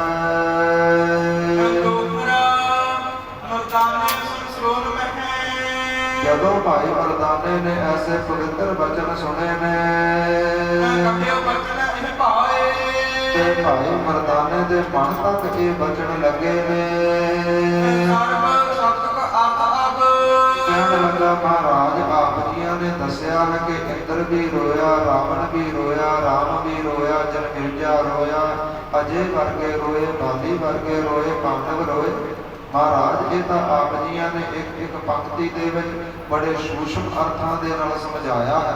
ਜੇਕਰ ਆਪ ਜੀ ਕਿਰਪਾ ਕਰਦੇ ਹੋ, ਇਹਨਾਂ ਦਾ ਸਾਰਾ ਪ੍ਰਸੰਗ ਸੁਣਾਵੋ ਨਾ ਸਾਨੂੰ ਕਿ ਕੀ ਵਜ੍ਹਾ ਪਈ ਸੀ ਜਿਹੜੇ ਸਮੇਂ ਦੇ ਅਵਤਾਰਾਂ ਨੂੰ ਵੀ ਰੋਣਾ ਪਿਆ ਹੈ। ਆਪ ਜੀ ਸਾਡੇ ਤੇ ਕਿਰਪਾ ਕਰੋ ਮਹਾਰਾਜ, ਇਹ ਸਾਰਾ ਜਿਹੜਾ ਵਰਤਾਂਤ ਹੈ ਸਾਨੂੰ ਸੁਣਾਉਣਾ ਕਰੋ। ਇੱਥੋਂ ਤੱਕ ਸੰਗਤ ਜੀ ਅੱਜ ਦੀਆਂ ਕਥਾ ਵਿਚਾਰਾਂ ਆਈਆਂ ਨੇ। ਧੰਨ ਸਾਹਿਬ ਸ੍ਰੀ ਗੁਰੂ ਨਾਨਕ ਦੇਵ ਜੀ ਮਹਾਰਾਜ ਭਾਈ ਮਰਦਾਨੇ ਦੀਆਂ ਬੇਨਤੀਆਂ ਪ੍ਰਵਾਨ ਕਰਦੇ ਹੋਏ ਕੱਲ ਇੰਦਰ ਬਾਰੇ, ਪਾਂਡਵਾਂ ਬਾਰੇ ਜਿੰਨੀਆਂ ਵੀ ਪੰਕਤੀਆਂ ਮਹਾਰਾਜ ਨੇ ਇਸ ਵਾਰ ਦੇ ਅੰਦਰ ਵਿਚਾਰੀਆਂ ਨੇ, ਕੱਲੇ ਕੱਲੇ ਬਾਰੇ ਸਤਿਗੁਰੂ ਜੀ ਖੁੱਲ੍ਹ ਕੇ ਦੱਸਣਗੇ ਕਿ ਇਹਨਾਂ ਦੇ ਰੋਣ ਦੇ ਕਾਰਨ ਕੀ ਸਨ। ਆਓ ਇੱਥੇ ਹੀ ਵਿਸ਼ਰਾਮ ਲੈਂਦੇ ਹਨ।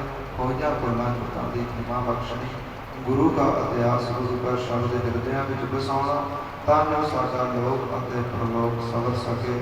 ਸਾਡੇ ਜੋ ਜੀਵਨ ਇਸ ਪ੍ਰਕਾਰ ਸੁੱਕੇ ਪਏ ਨੇ, ਬੰਦਗੀ ਦੇ ਪਾਣੀ ਤੋਂ ਬਿਨਾਂ, ਭਜਨ ਦੇ ਇਸ ਪ੍ਰਕਾਰ ਬਰਸਾਤ ਤੋਂ ਬਿਨਾਂ, ਸਤਿਗੁਰੂ ਦੀ ਕਿਰਪਾ ਕਰ ਜਿੰਨੇ ਵੀ ਸਵਾਸ ਸਾਡੇ ਕੋਲ ਬਚੇ ਨੇ, ਇਹ ਖੁਸ਼ਹਾਲੀ ਦੇ ਅੰਦਰ ਇਹ ਹਰੇ ਭਰੇ ਹੋ ਕਰਕੇ ਪਰਮੇਸ਼ਰ ਦੇ ਰੰਗ ਵਿੱਚ ਰੰਗ ਕੇ ਬਤੀਤ ਹੋ ਜਾਣ। ਆਓ ਆਨੰਦ ਸਾਹਿਬ ਦੀ ਗੁਰਬਾਣੀ ਨਾਲ ਜੁੜੀਏ, ਸਮਾਪਤੀ ਕਰੀਏ। ਸਤਨਾਮ ਸ਼੍ਰੀ ਵਾਹਿਗੁਰੂ ਸਾਹਿਬ ਜੀ। ਰਾਮ ਕਲੀ ਮਹੱਲਾ ਤੀਜਾ। ਆਨੰਦ ਇੱਕ ਓੰਕਾਰ ਸਤਿਗੁਰ ਪ੍ਰਸਾਦ। ਆਨੰਦ ਭਇਆ ਮੇਰੀ ਮਾਏ, ਸਤਿਗੁਰੂ ਮੈਂ ਪਾਇਆ। ਸਤਿਗੁਰ ਦਾ ਪਾਇਆ ਸਹਿਜ ਸਿੱਧੀ, ਮਨ ਵਜੀਆਂ ਵਾਧਾਈਆਂ। ਰਾਗ ਰਤਨ ਕਰਵਾਰ ਕਰਿਆ, ਸ਼ਬਦ ਗਾਵਣੀ ਆਈਆਂ। ਸ਼ਬਦੋ ਤਾਂ ਗਾਵਹਾਰੀ, ਕੇਰਾ ਮਨ ਜਿਨੀ ਵਸਾਇਆ। ਕਹ ਨਾਨਕ ਆਨੰਦ ਹੋਆ, ਸਤਿਗੁਰੂ ਮੈਂ ਪਾਇਆ। ਇਹ ਮਨ ਮੇਰੇ ਆਗੂ ਸਦਾ ਰਹੋ, ਹਰਿ ਨਾਲੇ ਹਰਿ ਨਾਮ ਰਹੋ ਤੂੰ ਮਨ ਮੇਰੇ। ਸਭ ਵਿਸਾਰਨਾ ਅੰਗੀਕਾਰ ਹੋ ਕਰੇ ਤੇਰਾ ਕਾਰਜ ਸਭ ਸਵਾਰਨਾ। ਸਭਨਾ ਗੱਲਾਂ ਸਮਰੱਥ ਸੁਆਮੀ, ਸੋ ਕਿਆ ਮਨ ਹੋ ਵਿਸਾਰੇ। ਕਾਹੈ ਨਾਨਕ ਮਨ ਮੇਰੇ ਸਦਾ ਰਹੋ ਹਰਿ ਨਾਲੇ। ਸਾਚੇ ਸਾਹਿਬਾ ਕਿਆ ਨਾਹੀ ਕਰਤੇ ਰਹਿ, ਕਰਤਾ ਤੇਰਾ ਸਭ ਕਿਛ ਹੈ। ਜਿਸ ਦੇ ਸੋ ਭਾਵੈ ਸਦਾ ਸਿਫਤ ਸਲਾਮ ਤੇਰੀ, ਨਾਮ ਮਨ ਵਸਾਵੈ। ਨਾਮ ਜਿਨ ਕੈ ਮਨ ਵਸਿਆ, ਵਾਜੇ ਸ਼ਬਦ ਕਾਹੈ ਨਾਨਕ ਸੱਚੇ ਸਾਹਿਬ ਕਿਆ ਨਾਹੀ ਕਰਤੇ ਰਹਿ। ਸਾਚਾ ਨਾਮ ਮੇਰਾ ਆਧਾਰੋ, ਸਾਚ ਨਾਮ ਆਧਾਰ ਮੇਰਾ। ਜਿਨ ਭੁੱਖਾਂ ਸਭ ਗਵਾਈਆਂ, ਕਰ ਸਾਥ ਸੁਖ ਮਨ ਆਇ ਵਸਿਆ। ਜਿਨ ਇੱਛਾ ਸਭ ਬੁਝਾਈਆਂ, ਸਦਾ ਕੁਰਬਾਨ ਕੀਤਾ ਗੁਰ ਵਿਟਾਵਾ। ਜੈਸਨੀਆਂ ਇਹ ਵਡਿਆਈਆਂ, ਕਾਹੈ ਨਾਨਕ ਸੁਨਹੁ ਸੰਤਹੁ ਸ਼ਬਦ ਧਰਮ ਪਿਆਰੋ। ਸਾਚਾ ਨਾਮ ਮੇਰਾ ਆਧਾਰੋ। ਵਾਜੇ ਪੰਜ ਸ਼ਬਦ ਚਿਤ ਘਰ ਸੁਭਾਗੈ, ਘਰ ਸੁਭਾਗੈ ਸ਼ਬਦ ਵਾਜੇ ਕਲਾ ਜਿਤ ਕਰ ਧਾਰਿਆ। ਪੰਜ ਦੂਤ ਤੁਧ ਵਸ ਕੀਤੇ, ਕਾਲ ਕੰਟਕ ਮਾਰਿਆ। ਤੁਧ ਕਰਮ ਪਾਇਆ, ਤੁਧ ਜਿਨ ਕਉ ਸੇ ਨਾਮ ਹਰਿ ਕੈ ਲਾਗੇ। ਕਾਹੈ ਨਾਨਕ ਤੈ ਸੁਖ ਹੋਆ, ਤਿਤ ਕਰ ਅਨਹਦ ਵਾਜੇ। ਆਨੰਦ ਸਮੂਹ ਵਡ ਭਾਗੀ ਹੋ, ਸਗਲ ਮਨੋਰਥ ਪੂਰੇ। ਪਾਰ ਬ੍ਰਹਮ ਪਾਇਆ, ਉਤਰੇ ਸਗਲ ਵਿਸੂਰੇ। ਦੁਖ ਰੋਗ ਸੰਤਾਪ ਉਤਰੇ, ਸੁਣੀ ਸੱਚੀ ਬਾਣੀ। ਸੰਤ ਸਾਜਨ ਭਏ ਸਭ ਸੇ ਪੂਰੇ, ਗੁਰ ਤੇ ਜਾਣੀ। ਸੁਣਤੇ ਪੁਨੀਤ ਕਰਤੇ ਪਵਿੱਤ, ਸਤਿਗੁਰ ਰਹਿਆ ਭਰਪੂਰੇ। ਜਿਨ ਮਤ ਨਾਨਕ ਗੁਰ ਚਰਨ ਲਾਗੇ, ਵਾਜੇ ਅਨਹਦ ਚੁਪੇ। ਸਲੋਕ ਪਵਨ ਗੁਰੂ ਪਾਣੀ ਪਿਤਾ, ਮਾਤਾ ਧਰਤ ਮਹਤ। ਦਿਵਸ ਰਾਤ ਦੁਇ ਦਾਈ ਲਾਇਆ, ਖੇਲੇ ਸਗਲ ਜਗਤ। ਚੰਗਿਆਈਆ ਬੁਰਿਆਈਆ ਵਾਜੈ ਧਰਮ ਦੂਰ। ਕਰਮੀ ਆਪੋ ਆਪਣੀ, ਕੇ ਨੇੜੇ ਕੇ ਦੂਰ। ਜਿਨੀ ਨਾਮ ਧਿਆਇਆ, ਗਏ ਮਸਕਤ ਕਾਲ। ਨਾਨਕ ਦੇ ਮੁਖ ਉਜਲੇ, ਕੀਤੀ ਸ਼ੁद्धੀ ਨਾਲ। ਜਿਨੀ ਨਾਮ ਧਿਆਇਆ, ਗਏ ਮਸਕਤ ਕਾਲ। ਨਾਨਕ ਦੇ ਮੁਖ ਉਜਲੇ, ਕੀਤੀ ਸ਼ੁद्धੀ ਨਾਲ। ਵਾਹਿਗੁਰੂ ਜੀ ਕਾ ਖਾਲਸਾ, ਵਾਹਿਗੁਰੂ ਜੀ ਕੀ ਫਤਿਹ।